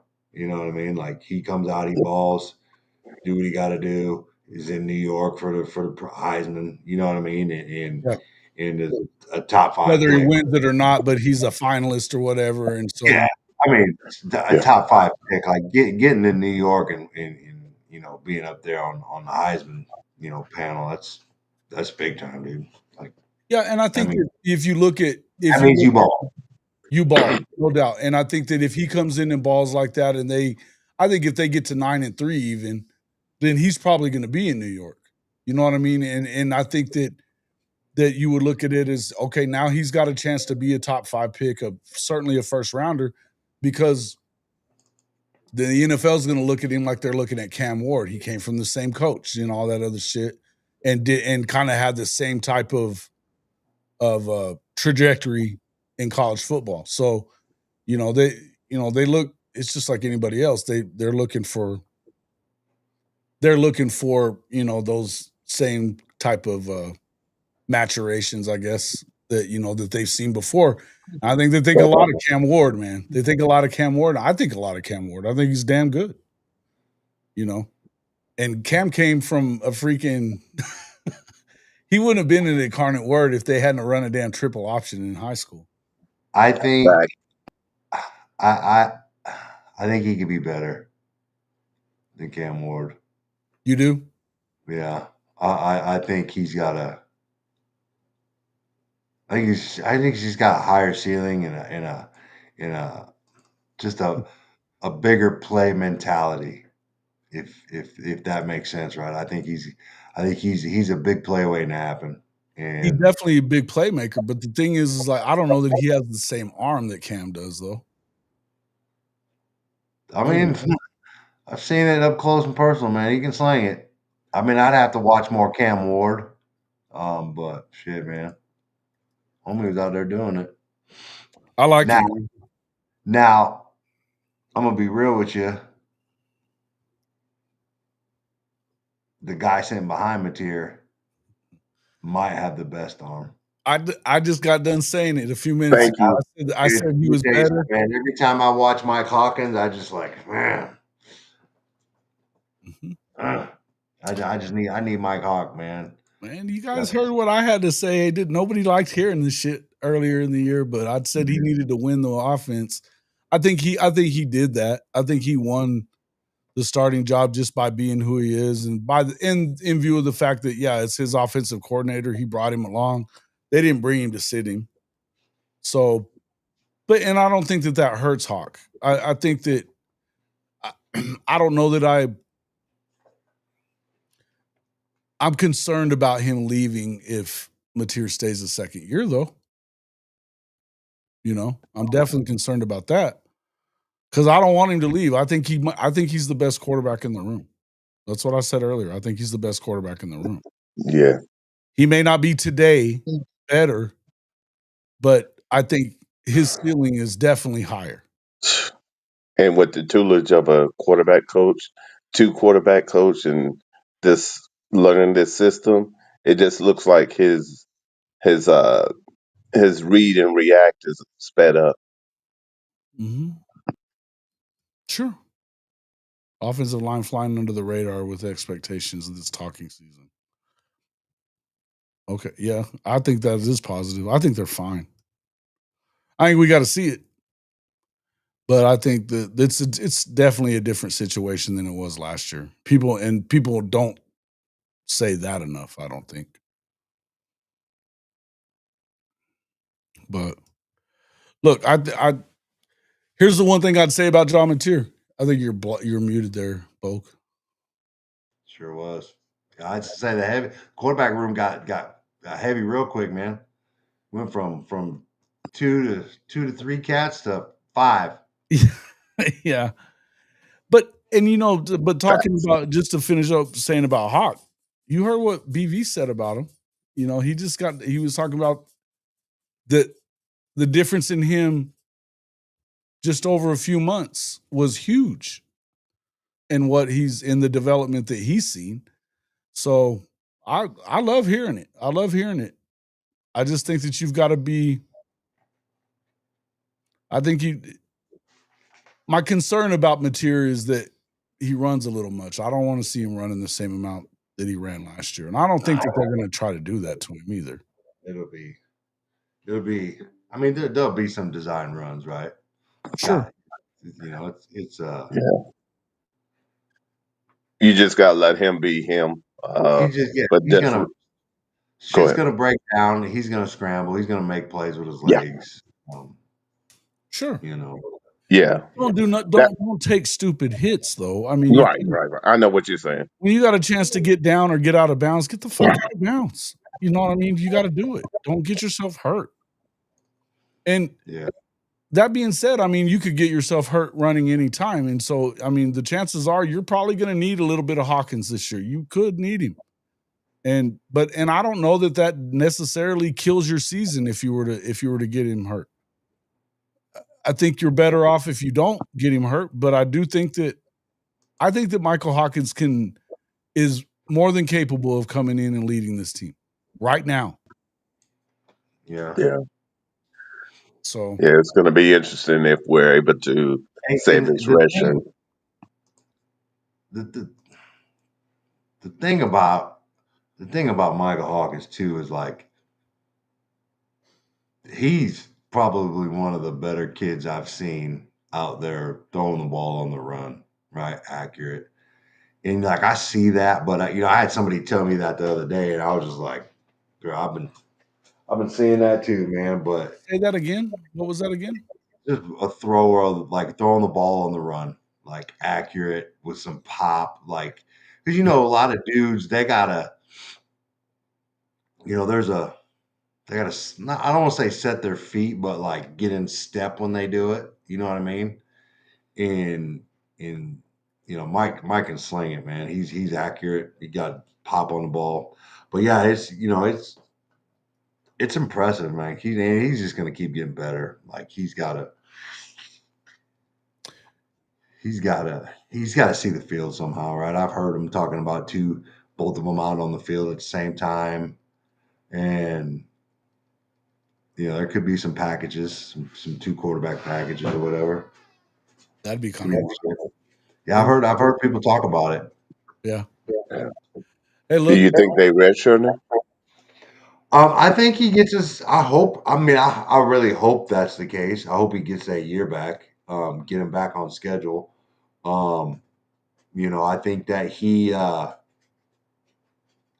plays. He gets his 4 games, and yeah, we get back on schedule. Yeah. Mateer goes to New York, wins the Heisman, gets drafted, and now we got Mike Hogg. That's best case scenario. I think that's the hope. That's absolutely that's the plan. I say my prayers at night. That's included. Yeah, mine too. Neilio got a good one here. He said, similar to how Avery plays better passer, he's talking about Mateer. I think it's very similar to how Avery. So, like, the first thing I'm going to tell you is there's not too many quarterbacks out there that got top end speed like Avery Johnson. That's true. That's true. He got a gear now. He does. He's got a gear. I think this year will be a lot different than it was last year with Avery. With who they got calling plays and the old coordinator. I've been saying I think it'll be much improved. So I think Avery's one of those. He's a dark horse to the Heisman too. I think he is. I think if you look, he'd have to go ham. You know what I mean? He would. Well, especially, I mean, coming out of the Big 12, like we all know that the Heisman is a SEC award. Like that's the trend. For last year, except last year, I got it. But I mean, that's a whole nother show. Go back to watch some other tape.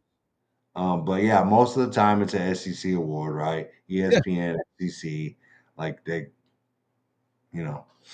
that's what it is.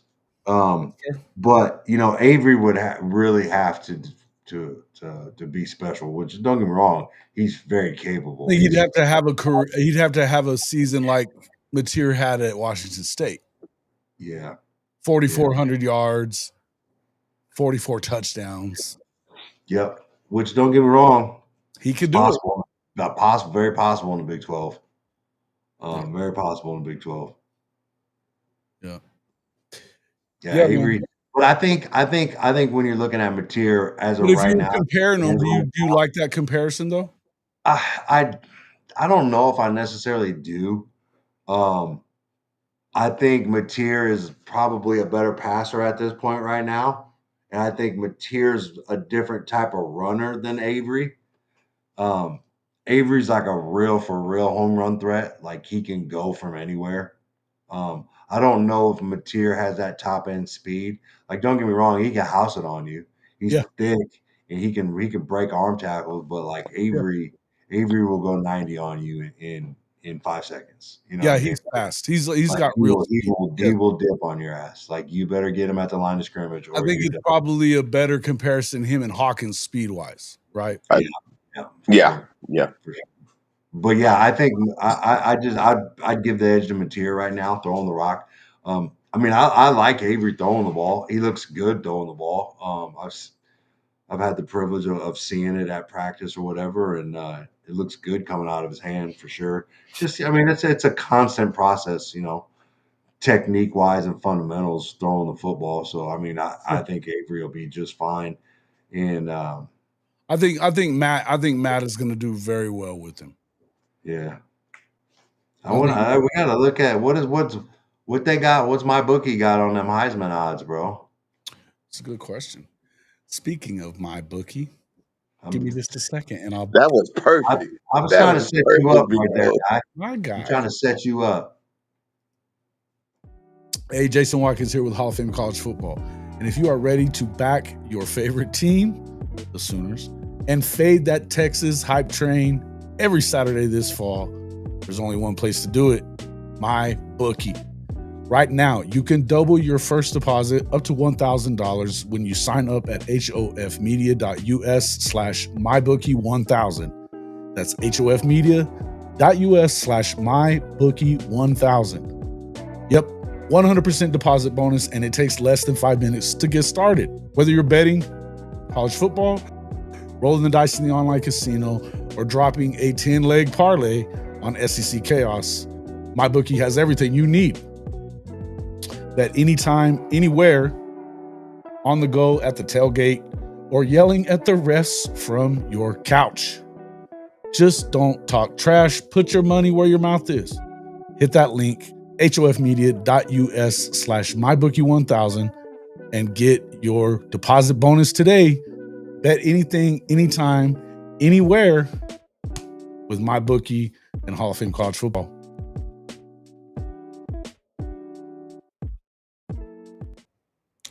Hey, man, you are the man, by the way. Good stuff. Make sure you guys get over there and check out MyBookie for, hey, man, double that deposit bonus, man. That's the right way to go about it. Right now, you are looking at those Heisman odds. Let me pull them up on the screen here. That was nice. That That was Big Bo my putting man. it He's work. doing it right, bro. You know what I'm saying? You know what I'm saying? Rob, hey, I'm about to double my deposit right now on a Heisman bet. That's what I'm See, saying. like what is Arch like? Is there like a bet that he doesn't win it? Because I'm trying to take that bet. Yeah, listen, he's only plus 670 to win it. Yeah, like I mean, he got the best odds though. yeah, that's the best odds. That's the best odds. I mean, Nussmeier's behind him even. I mean, you got Nussmeier at plus 870, K Klubnik not too far behind that, plus 980. Bro, I got Nussmeier. Nussmeier is the leader in the clubhouse for me. I think it's because I think it's a SEC award and it's a quarterback award more than anything else. I would agree. I think Jeremiah Smith being at plus 1,000 and 1,025 is what they're showing. I got Smith ahead of Arch, like real talk, like. I don't think Arch wins it. I don't even want to go there. I think that Arch is going to be very good. First of all, let's just say I believe that Arch is going to be very good. I think he's going to put up numbers. This isn't his first year to be in the system or anything like that. He should come into his own and be very good. Here's my prediction. He is going to have a very Nico Imaliava type season last year. Okay. That's what I think is going to happen. I think he's going to do great against the warm-up games, if you would say the warm-up games, the group of 5 games, and then he'll come back down to earth. You know, but he might start on earth. Was that week 1, Ohio State? Yeah, yeah. I mean, if he has a big game against Ohio State, that would help him. Right? Where we at with Ury? I mean, yeah, I don't see it happening. It's the same concept what I got with, and it's not the same, but it's similar as like, you got the Michigan quarterback coming in first road game in Norman. I can't see that going very well for him either. Well, I mean, if you look at here's the odds here. I mean, like I said, you got Julian Sain at plus 1475, which I think is wild. They brand new play caller, all that. I mean, first year. I mean, come on, bro. I don't know. Dante Moore, DJ Lagway. I got to tell you, I think John Mateer, those are great odds. Dude, I put a small bag on Mateer already. Don't even worry about that. That's what I'm saying. I mean, put some money on Mateer because chances are he's going to have a shot. Are they trying to tell me right now that Jackson Arnold has better odds than Avery Johnson? Let me see. I think so. Where is Jackson? I'm not seeing him here. Jackson's right there, right underneath Simpson. Lord. Oh Lord. Raiola's in there. I'm putting Raiola ahead of Jackson Arnold. Hey, ahead, bro. Come on. Jackson Jackson's funny. Yeah, they like Jackson Arnold better than they like Avery Johnson. Avery down there. What is that? 6,400 plus 6,400. Oh, Let me blow it up a little bit here. Is that better? Can y'all see that better? Yes, sir. Okay, cool. Yeah, that's wild to me. That's wild to me. Ryan Williams up there pretty high. Jeremiah Love. Damn. Yeah, that's wild. Yeah. I definitely I think one of the better bets would be Mateer. Austin Simmons being high up there is kind of wild to me too. I don't really see that. Gunnar Stockton. Carson Beck at plus 2,200. I don't get that. His arm was hanging the last time we saw him. And even then, dude, he wasn't even, he was terrible. And even very good. Yeah, he wasn't good. Last year where, you know what I mean? Yeah, he's got to prove it again. But I don't know, man. He's the type of dude to me where you got to have a lot of weapons around him, right? Mm-hmm. He's not, I don't know. I don't Do they have the weapons at Miami? That's what I'm saying. I don't know, but it's not like they can't afford to go get weapons, and there's plenty of them in the state of Florida. It's not like you can't find them, but I haven't seen it yet. I don't know. They also have the worst game to play calling coach in the country too, so it's I don't know, man. He does have one of the all-time blunders. That was terrible. He's done that twice. He did that shit twice. He did that when he was at Oregon too. Wild that it would ever happen a second time. I'll tell you who's a good dark horse too, though. Jalen Daniels at plus 6,600. Jalen Daniels has, that you want to talk about a guy that can get it done. That dude is a bad boy. Bad boy. What's up there, B Sharp? No chance for Beck, in my opinion, says Jimmy.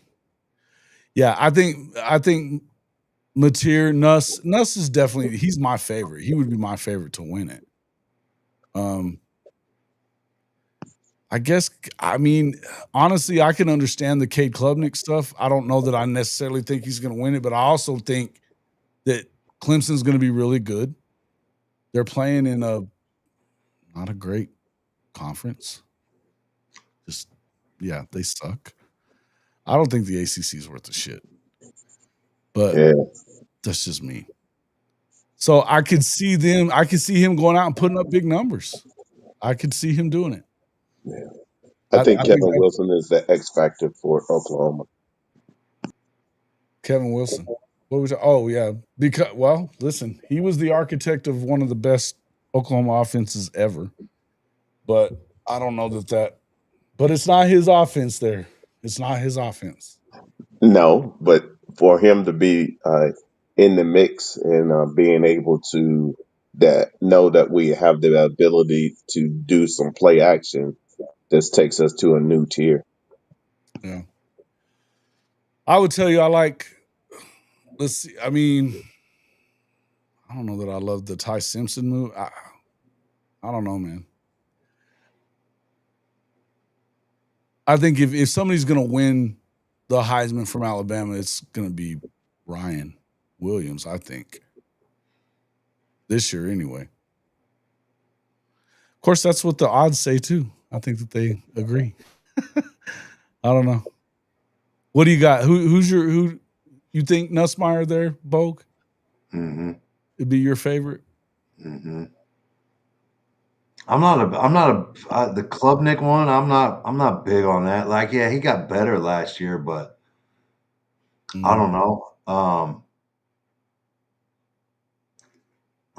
I'd really like the Sun Devil quarterback Levitt. I really like that dude. I think that dude's gonna ball. He's got that receiver coming back. I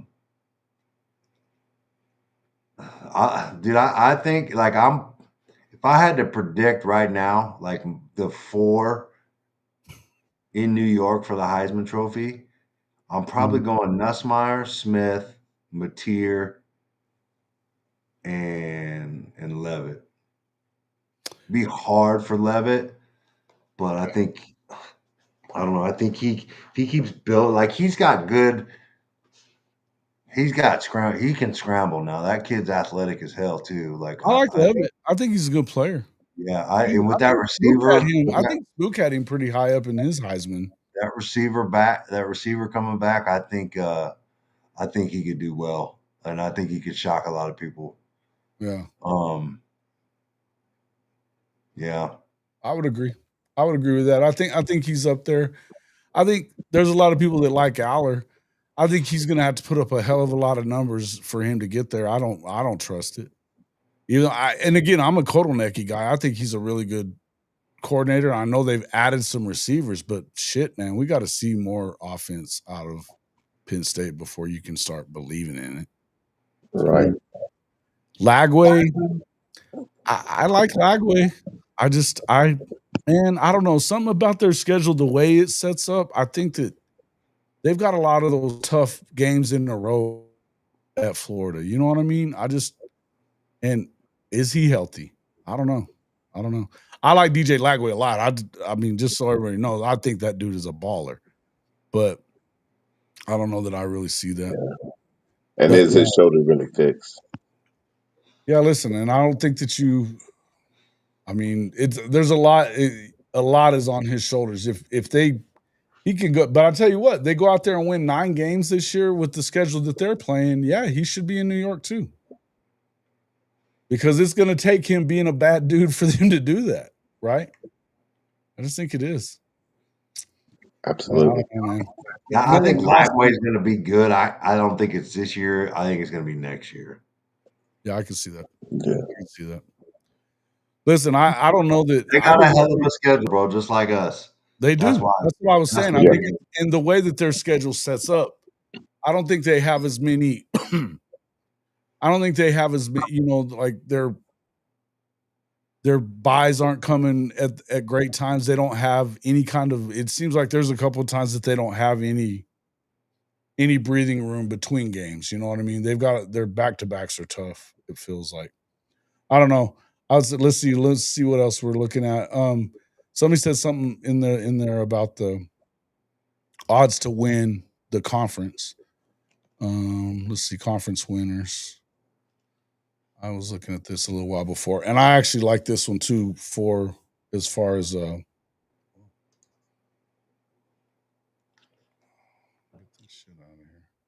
listen, man, I smashed the over the 6.5. Oh, dude, yeah, I'm already all over that. I've got that's free money, bro. It's free money. Come on. Yeah. Have that shit by October. I mean, I felt the same way on that last year. Yeah. And I said I wasn't gonna do it, but shit, man, I couldn't resist, dude. I couldn't resist, man. And look at this. Oklahoma's at plus 4,100 to win the SEC. Just the way it be sometimes, man. Plus 40. I love it. Keep those receipts. I mean, that's worth a little bill to throw down on it, bro. You know what I mean? Yeah. Oh, dude, let me tell you something, man. I'm gonna pull up. I'm gonna tell you. I'm gonna show you I'm gonna tell you my bets. They've got Ole Miss.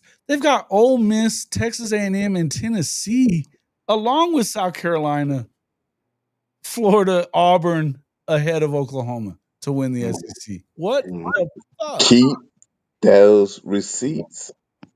Oh Lord. Yeah. It's wild. I feel a snippet. That is wild to me. Bro, come on, bro. Just let me log in. I love it though. Actually, yeah, keep on keeping it on. You know what I mean? Just keep it up. I love it. Keep it up. But yeah, guys, there's free money out there. I don't know that that's necessarily free money, but I'll tell you what, the 6.5 is wild. Wild. Right.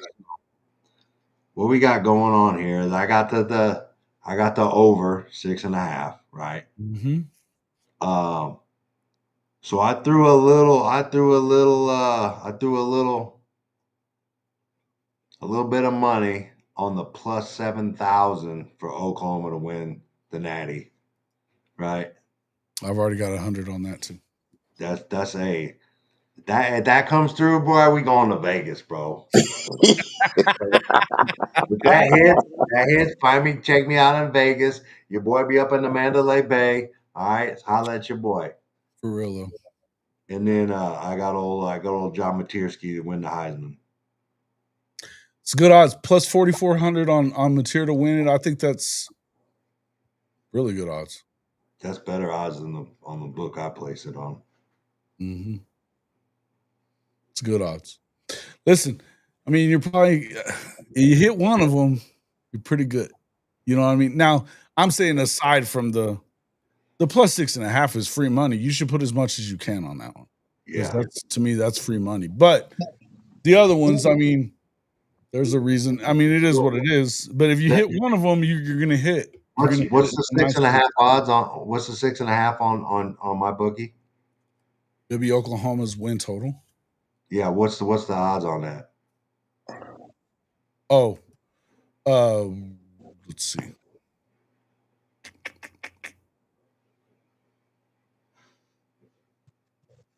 Just because in case you didn't see. On the book that I placed it on, it's negative 150. Mm-hmm. So like it seems like all the money was coming in on that. Let's see. I gotta move down the list here.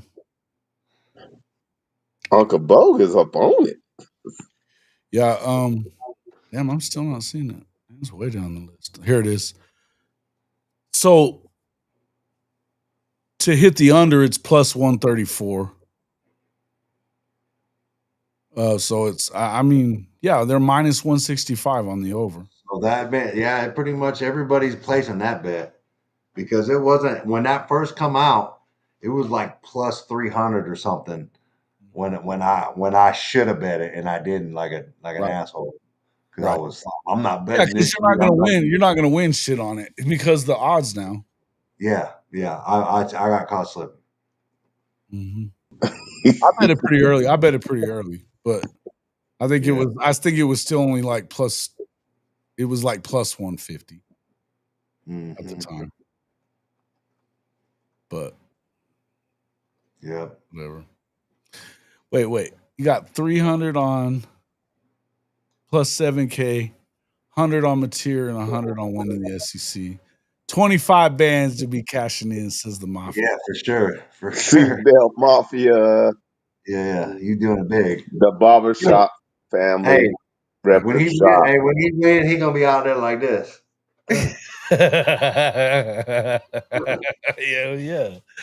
Yeah. That's money time. That'd be all kinds of. Yeah. You really like your chances in Gainesville, huh? Benji. Look, it could be a win. But what does that make your either way? What are your chances of winning the Red River the week after that? When Oklahoma is tuning up. You know what I mean? SEC gonna beat itself to shreds. Can't say anything for the playoffs with this damn schedule. Hey, what's our record in the whites? They don't lose. It's been a long time since they've lost in the whites. And Texas I mean, that really matters a lot, except that it does. I mean, the home team usually loses it. That was a softball. You caught it. Listen, it is what it is. Hey. I love it when they're in the icy whites, man. I love it in the icy whites. Yeah, for sure. They look. You know those icy whites I really like too that they don't ever wear. Them damn Kansas State Wildcats. Those icy whites are with the silver on them. With the they don't wear them, bro. I know. Who did I leave hanging? Who are you talking about? Bro, you didn't even tell me again about your damn it. I was working that night. I was working, but I got there in time. I was in time. Bro, you should have. I told you to remind me. I told you to remind me. Damn it. Shouty. Should have known better. Shouty. Shouty. Hey, I'm super pumped for this game tonight. A softball against Kennedy. We could Yeah. have the regular season title on the line on November 22nd. We're gonna beat the brakes off y'all's asses on November 27th. There, Rob. You already know. Dude, Corporate Duck. Speaking of, I were talking about Corporate Duck and any relation to Howard the Duck. That actor that played Howard the Duck Howard, just died not too long ago. really? He just died. Yeah, I he didn't just know died. who the fuck that is. Who was it? It's a little person, dude. I don't know. Maybe the Google's hearing me. You know what I'm saying? When I was talking about this or whatever, they're always listening.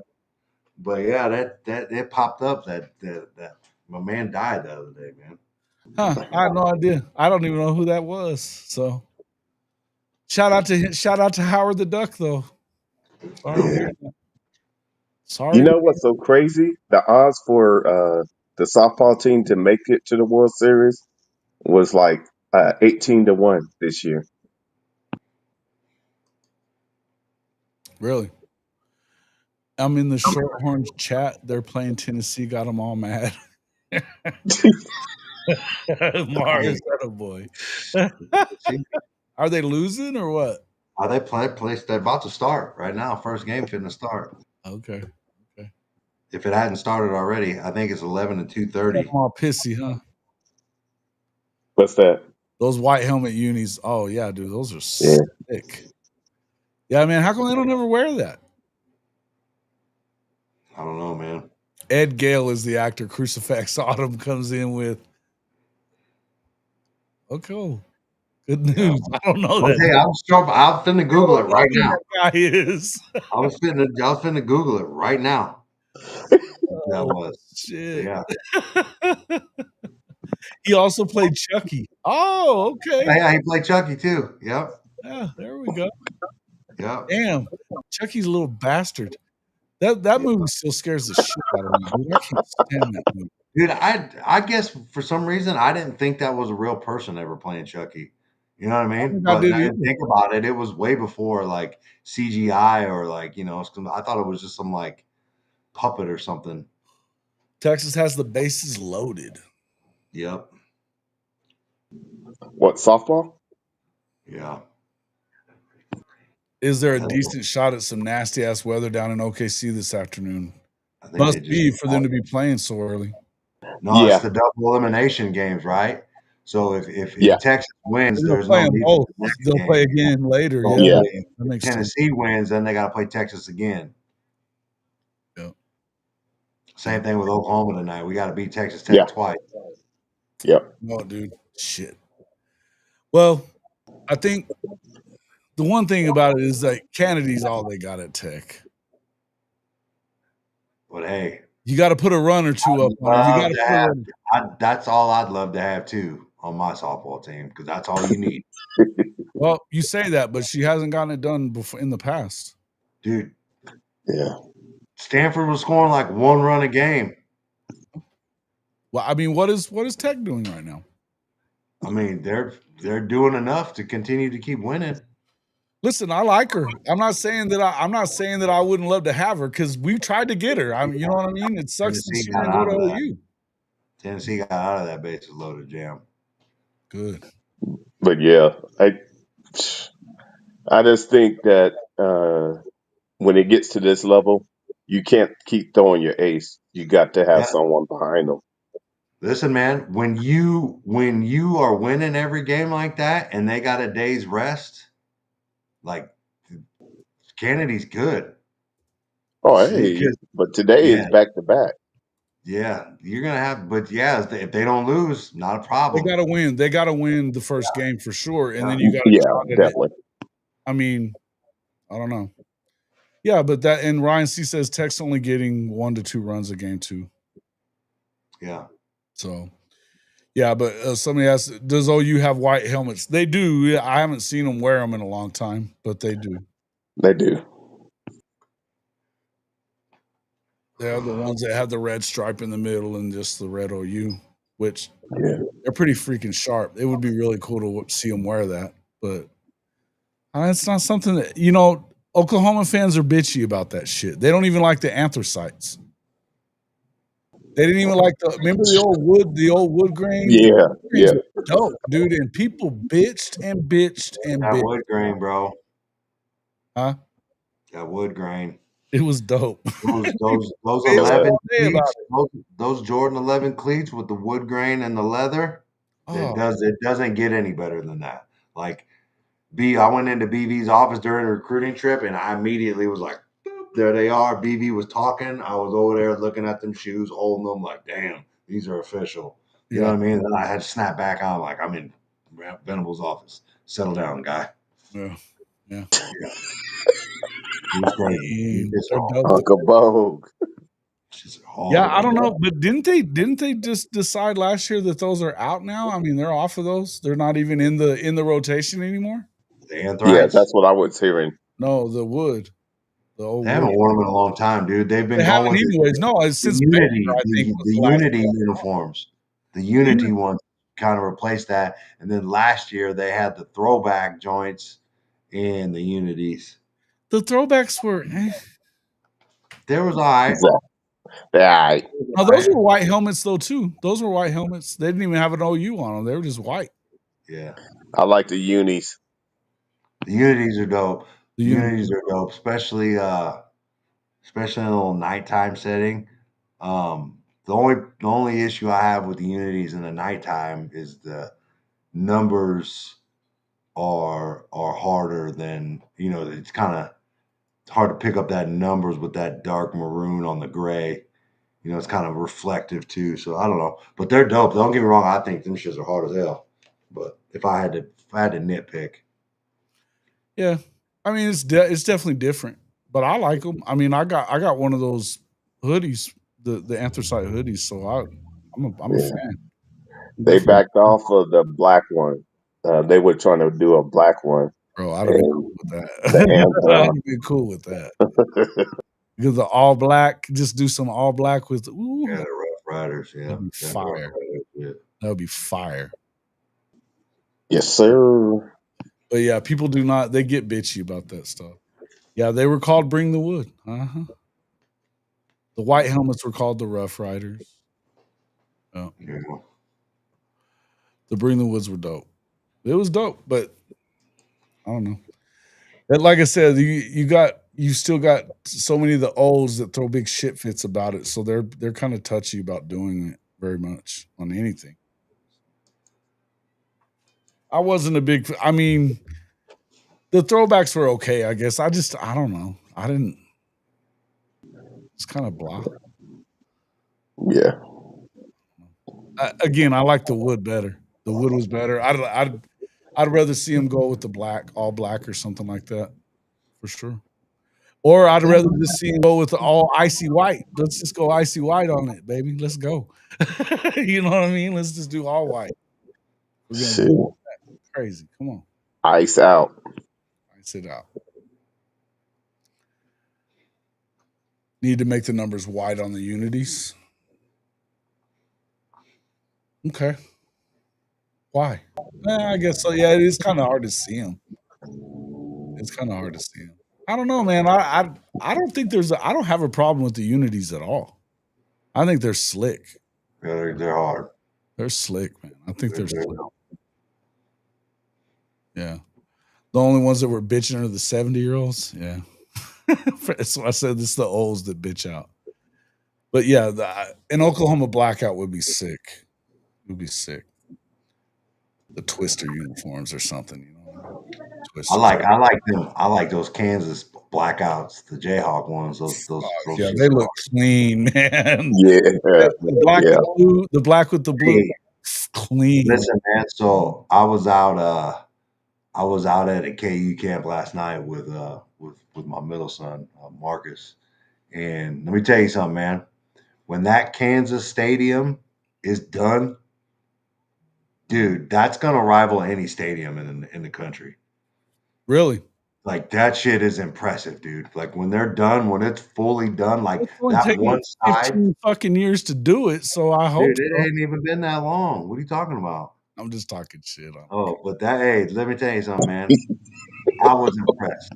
Like that thing is going to look nice, and I think that it's going to be a a stadium you want to check out when you have the opportunity, dude. It's going to be dope. Dude, I love all stadiums, so I'm cool with that. Dude, Sure. it looks so sweet. I ain't even So lie to you. sweet, bro. It looks dope. When they get that east side done. Yep. They're well deserved because that coach has put them back on the map. Yeah, Leipold's the man. I like Leipold. Yeah. My guy. Oh, look at Shawty says, I hated to admit it. OU D-line number 1, Florida 2, and you. Who's you? UT? Where you're going? Are we talking Tennessee or Texas? Which UT? Which Shots UT? fired. Yeah. You shocked to we haven't said you like Texas as Icy White? You're shocked about that? Yeah. They look best. They definitely look better in the Icy Whites than they do in that nasty ass orange. Listen, man, can't do it. Won't do it. But fuck Texas. Yeah. Only thing I got to say. Yeah, that's about all it really is. You know, the brand has finally returned. Fuck your brand. You know, people that are negative and voicing their opinion are the same ones that can't pay their own bills. Just released an hour ago, PFF's highest graded returning SEC quarterbacks. Who do you think's number 1? Give me a guess. Nussmeier. Mateer? You got one more guess. I give you one more guess. It can't be Lenoris, is it? Nope. Then Love it. I'm gonna give you a hint.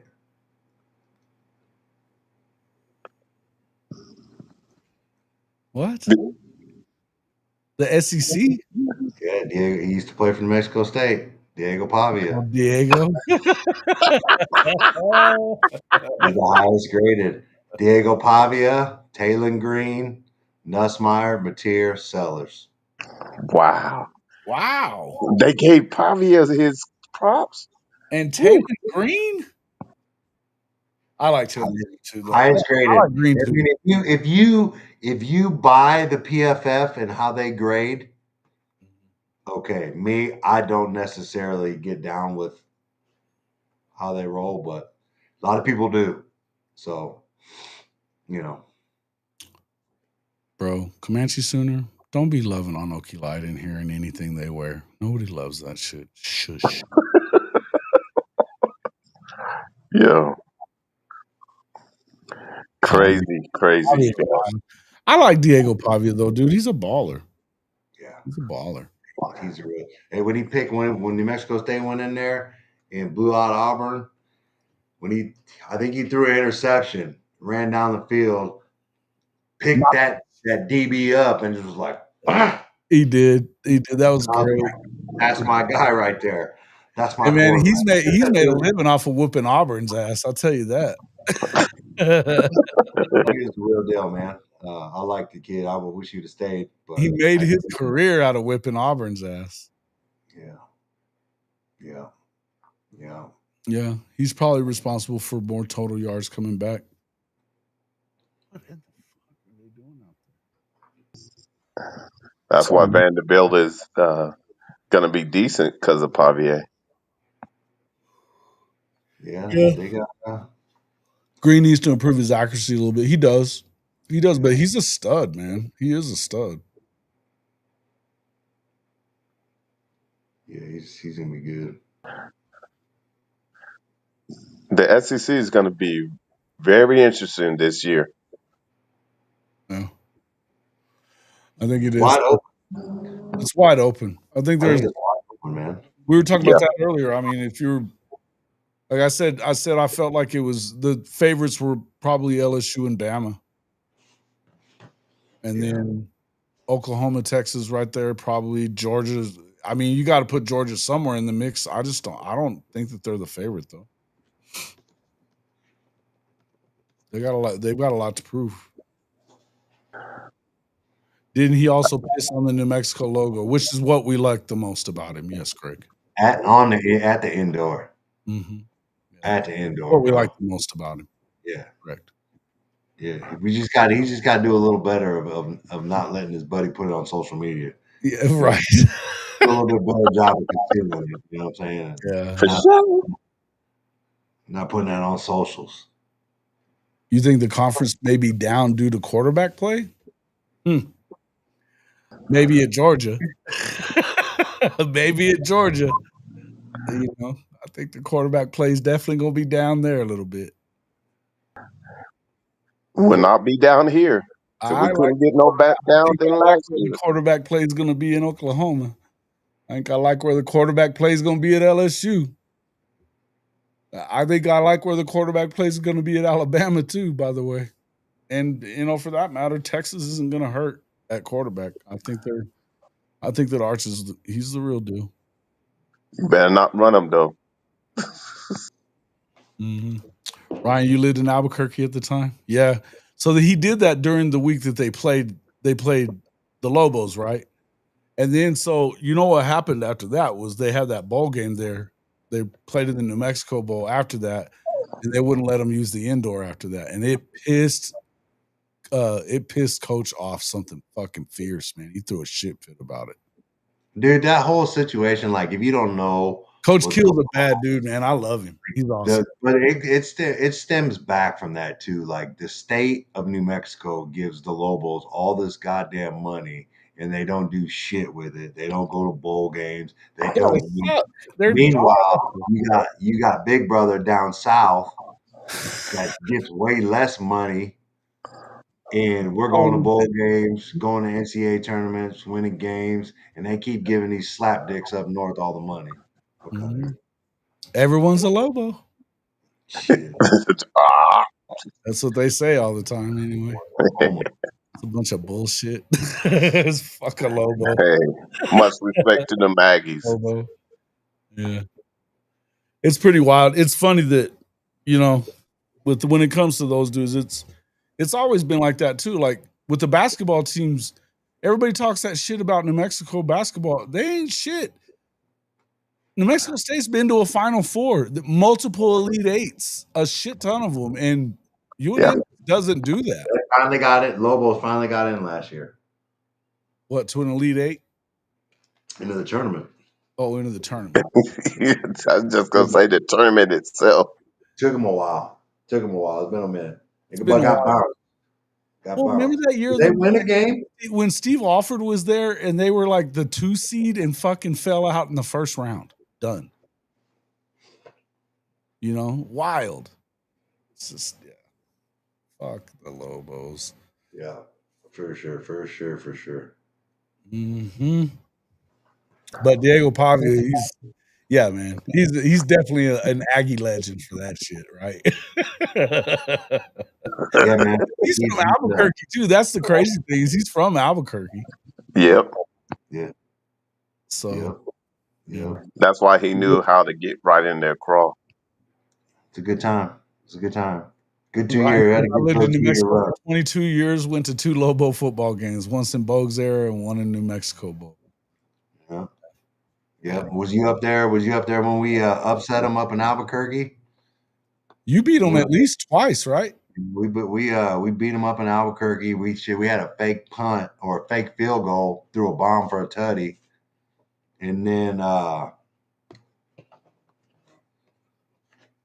trying to think. Dude, I was when I came back from the military. I was on leave for them. They played when I think it was Ty's junior year probably, and they beat them. And they had Urlacher was on that team, and they were definitely not supposed to win that game, but they beat them. Yeah, Urlacher was safety, wasn't he? Mm-hmm. Shit, safety, receiver, punt returner, played everything. Yeah, he was definitely. By the time he left, they were trash though.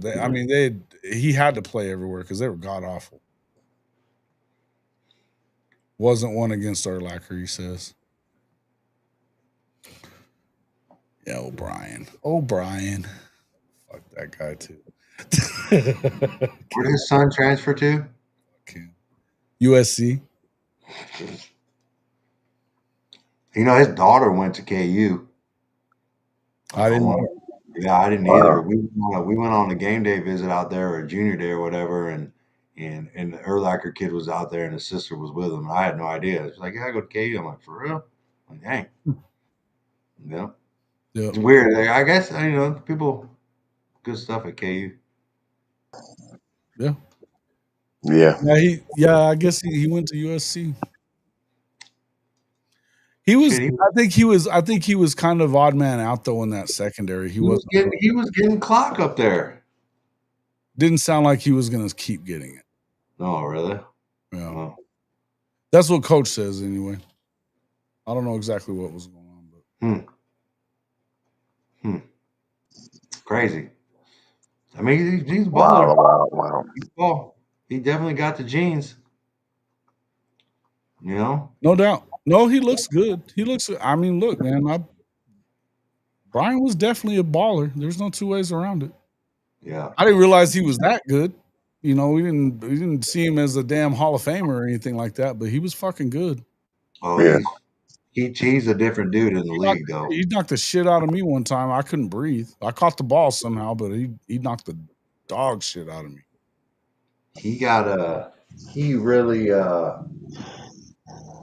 really like when he got to the league, dude, he got fucking yoked. He was yoked, bro. Well, he was. I mean, come on, bro. You know what was going on that last year that he was at UNM, or at least the last year for sure. But yeah, he was. But he was a pretty big guy. I mean, you could see that he was going to be able to stack the weight. It was wild to me that he only got. I mean, UNM was literally the only offer he had. Yeah, which is pretty crazy. But I mean, Tech's an hour away, an hour and 20 minutes at the most away. They didn't even sniff him. You know, they go get and Zach Thomas was great, but I mean, that's at the time of Zach Thomas, and I mean, you look at it, at his measurables, didn't look like he was going to be that great at linebacker. I mean, Brian had those measurables, and nobody gave him the time of day. mm-hmm. So much as I don't like the motherfucker, but I give him love. He was a baller. Don't know. Oh yes, he is. I've heard Urlacher like to drink and fight. Yeah, listen, I always get a good chuckle at that video where dude's like, "Hey, bro, you might want to chill down, Brian. I want to back off of this one because you can get the shit kicked out of you." Yeah, with that UFC guy. That always makes me chuckle. That guy was gonna fuck his ass up. That always makes me chuckle. That guy was gonna fuck his ass up. That shit would have been great. It's still a great story because he immediately started kissing ass apparently once he realized who he was.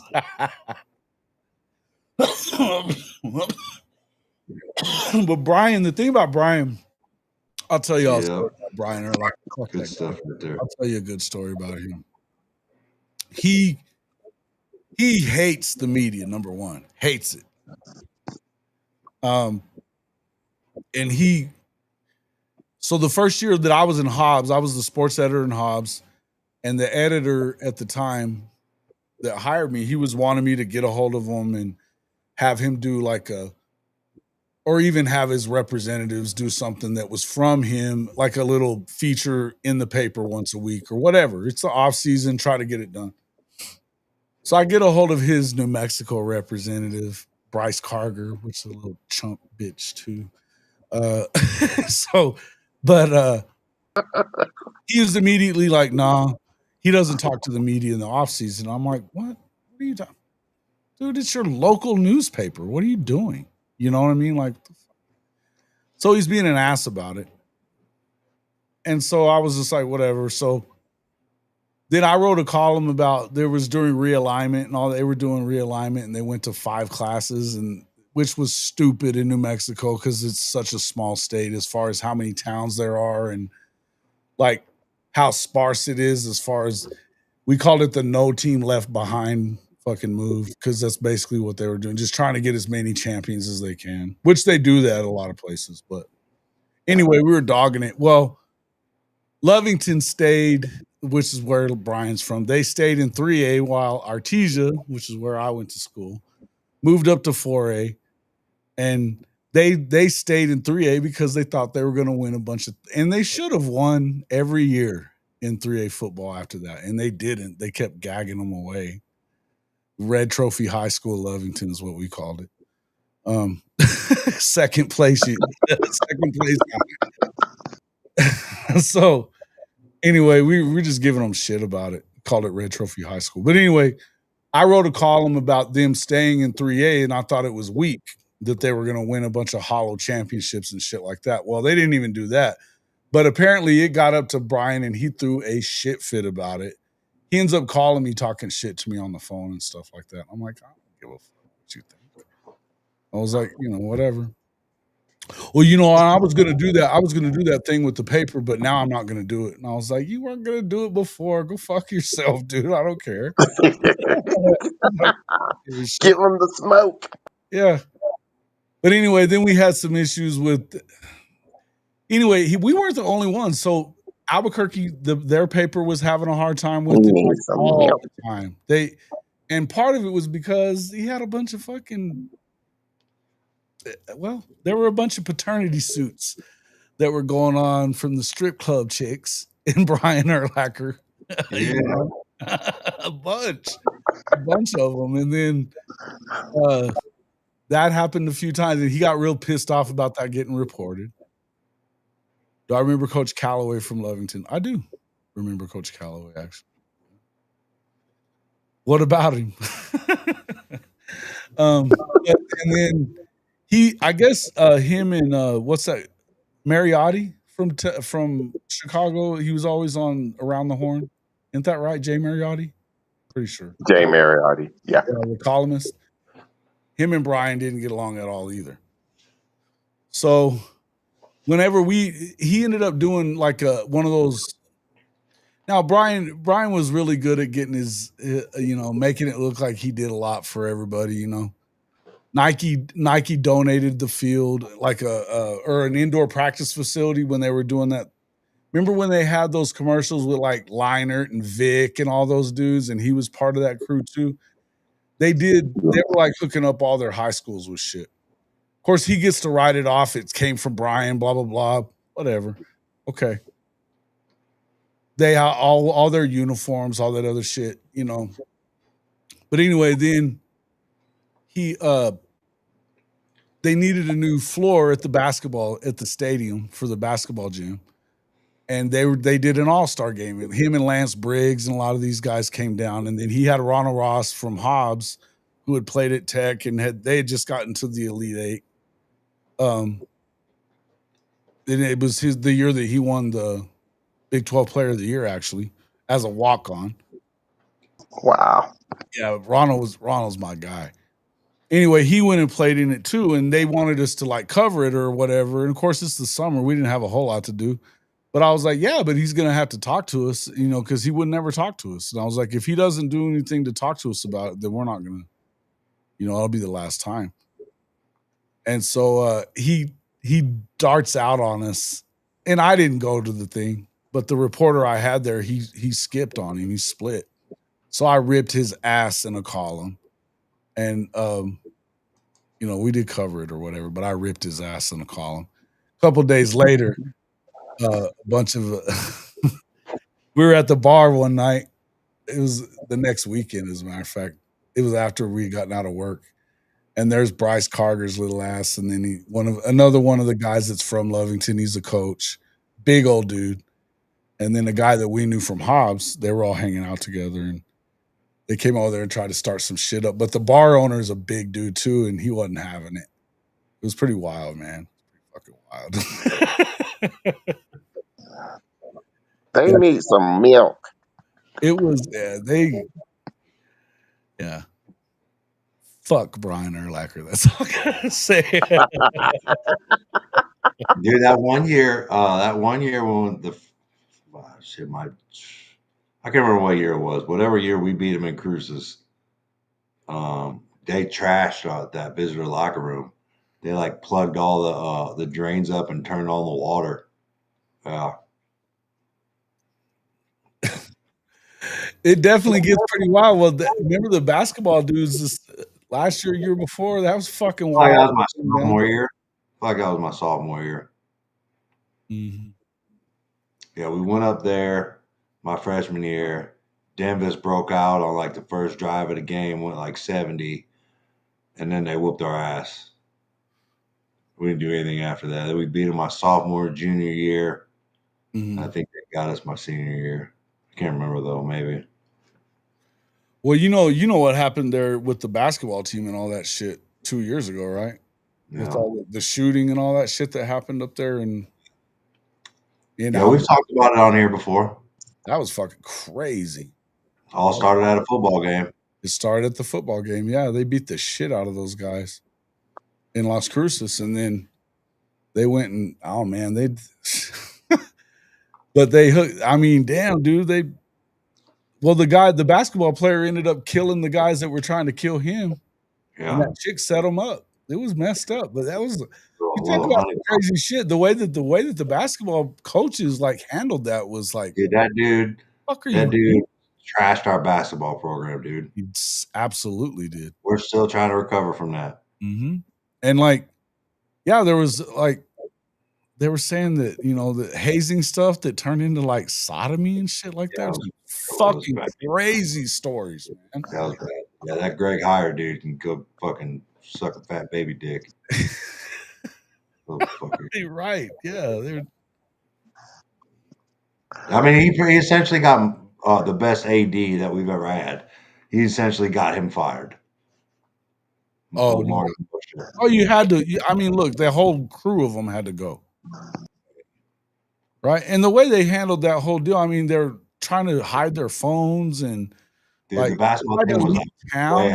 It was a shit show. The whole thing. Yeah.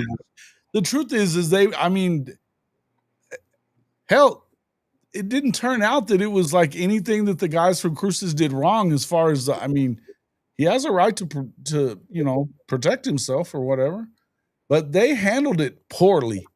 I mean, he broke curfew, right? Okay. Had a gun. Like, what the fuck? It's a good thing he did, though, or else he'd have been dead. He at least got his ass beat for sure. They were shooting. Did you watch that video? They came over there shooting. It wasn't a fight. I didn't shoot at first. When homie pulled it, when I think the New Mexico State dude pulled his gun, they pulled his. He was running, bro, and they were shooting at him. Yeah, but that's after he pulled his gun and they pulled the gun. Then they started shooting. He ran off. As he's running away, he's firing back, and you see him drop a dude. Yeah, it was actually. I mean, I'm not condoning that violence, but it was actually that was pretty incredible shot. Actually, running like somebody shooting at you, like this. Yeah, crazy, pretty wild, man. That was a bad situation all around, dude. That's terrible. Like, don't get me wrong, I'm not a big Lobo fan. That the rivalry is a pretty good one, but yeah, that shit should never happen, dude. Never. No. Yeah, that's asinine. Beyond stupid at that point. I get a little scrap every now and then. Don't get me wrong, I get it, but like those happen. Yeah, I mean, come on. If we're talking about the same Coach Callaway dude ended up being weird, said he was abducted by aliens or some shit. Ryan, I don't know if I know this guy that well. Thought you knew him. I don't know about him, but I've heard the name. My granddad is actually he coached there for a long time. His entire career he was at Lovington. So he was the head track coach and then he was like this assistant football coach for a long time. But yeah, pretty wild. But yeah, Lovington definitely. And I got a lot of friends in Lovington. I mean, my dad lived there too, so it's like, you know what I mean? I got a lot of friends from there. My cousin. There you go, Neil. Now you're talking, bro. That was the first game after 9/11 right there. I was just about to say, yep. When we came back up here, that was my red shirt senior year. Mexico State visited us in Manhattan in 2001. Yeah, right out first game after 9/11. That was pretty legit, man. It was nothing but American flags up in Bill Snyder. It was dope. I didn't know who you're talking about, Ryan. Yeah. He's pretty dope. It was patriotic as that shit was legit. Yeah. Dude, well, you want to talk about like crazy ass stuff from former UNM coaches too. Thing is, this roomie returned fire from the front door. That's good. No shit. Hey, well, you remember all that stuff? You remember that stuff with what was it? With Bliss, Dave Bliss, when he went to Baylor and all that shit? Bro, that was fucked up. That was when Bliss took that. He had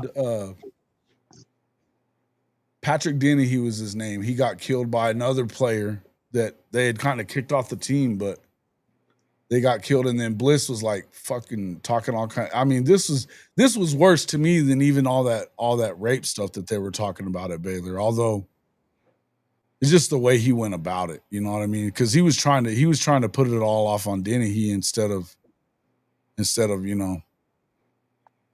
owning up that he had fucked up with that other guy, keeping him around. So it was fucked up. It was fucked up. Anyway, yeah. Huh. A little picture into the past there with us. Yeah. Little picture into New Mexico sports history, which is, it's about as good as it gets right there, what we were just talking about. No, I can remember I remember Sam Crawford days at New Mexico State when they were badass. They went to the Elite Eight. They ended up losing to UCLA. That was the year they won the Natty with the O'Bannon brothers. That was a fucking good basketball team right there. And then the Randy Brown years with Michael New and those guys, that was whenever I was in like 8th grade. And they were number 12 in the country. That was the year UNLV was undefeated until Duke beat them. I saw UNLV at the Pan Am that year. They were good. Larry Johnson had like 12 dunks. Grandmama. Dude, man. You know who used to get, when I was there, like I'm talking about like alley oops and dunks, and like I'd never like that dude Charles Gosa. I don't know if you remember him. Bro, he was so good. Dude, that son of a bitch probably had 10 dunks a game. That dude was so big, good, tall, bro. long dude. Oh, they used to just throw him lobs, drive in like Lob City, bro. It was, he couldn't shoot for shit. This dude dunks more than anybody I've ever seen in my life. Well, my boy Billy Keys used to give it to him. Bro, Billy Keys was a bad dude too, bro. That was my guy. Yeah, Billy was good, dude. Billy was real good. I remember that year they had Randy Brown and Michael New. They were good. They'd beaten Vegas the year before when they won the Natty. And they lost by 12. I mean, and they did but dude, UNLV was so freaking nasty. I mean, the shock. Yeah, Tark he had it going on. But I remember one of the funniest things about it, we were sitting in the student section that year, and I was in like 8th or 9th grade. I think 8th grade. And Larry Johnson's on the free throw line, and you know how they are when you make the free throw. Nice shot, asshole. And he would wait until it got quiet and go, thanks, assholes. He played around with it. He had fun. That's great. There ain't nothing quite like college basketball is fucking great to go watch. It is great to go watch. It gets wild.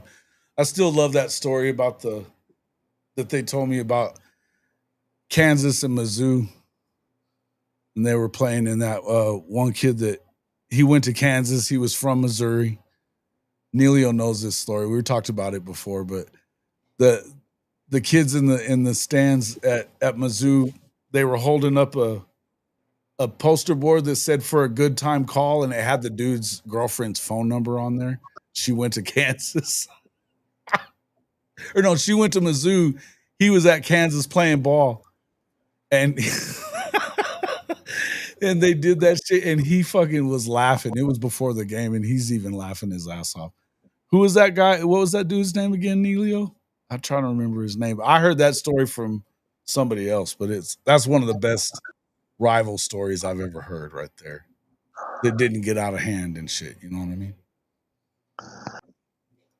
Pretty good stuff. Ryan Robertson. That's him. Yeah. That's a great story. So you knew that. I can't believe you knew that story. It's fucking wild, man. It's good stuff. But I had a couple buddies that they went to Mizzou J school, so they were telling me that one. A couple of my sports writers from back in the day. His girlfriend went to Mizzou. They're still married. She played soccer. Okay. Wow, okay. There you go. She played soccer in Como. I'm sorry. Yeah, no, there's no, I mean, college basketball back in the day, I can agree with what's going on right now. It's complete turnover every year. Complete roster turnover. If you're not like winning the whole thing or like really close to it, it's tough. Guys, we've been going for 2 hours and 40 minutes. I gotta get to work. So, it's time to go.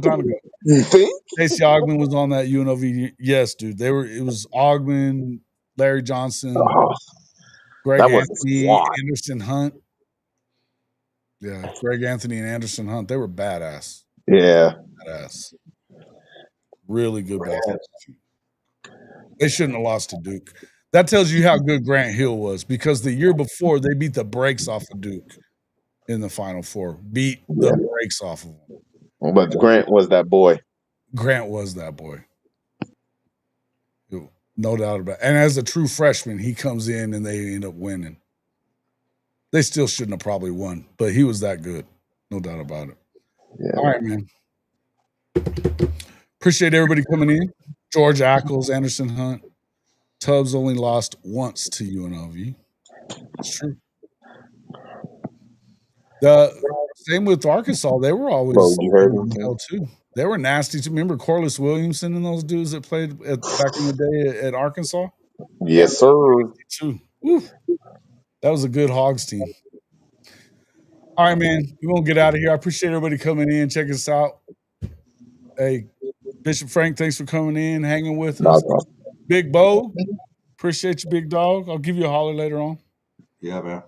We'll see y'all on the next one. We're going to go out to another commercial, but see y'all on the next one. Hit up the Fanatics. Are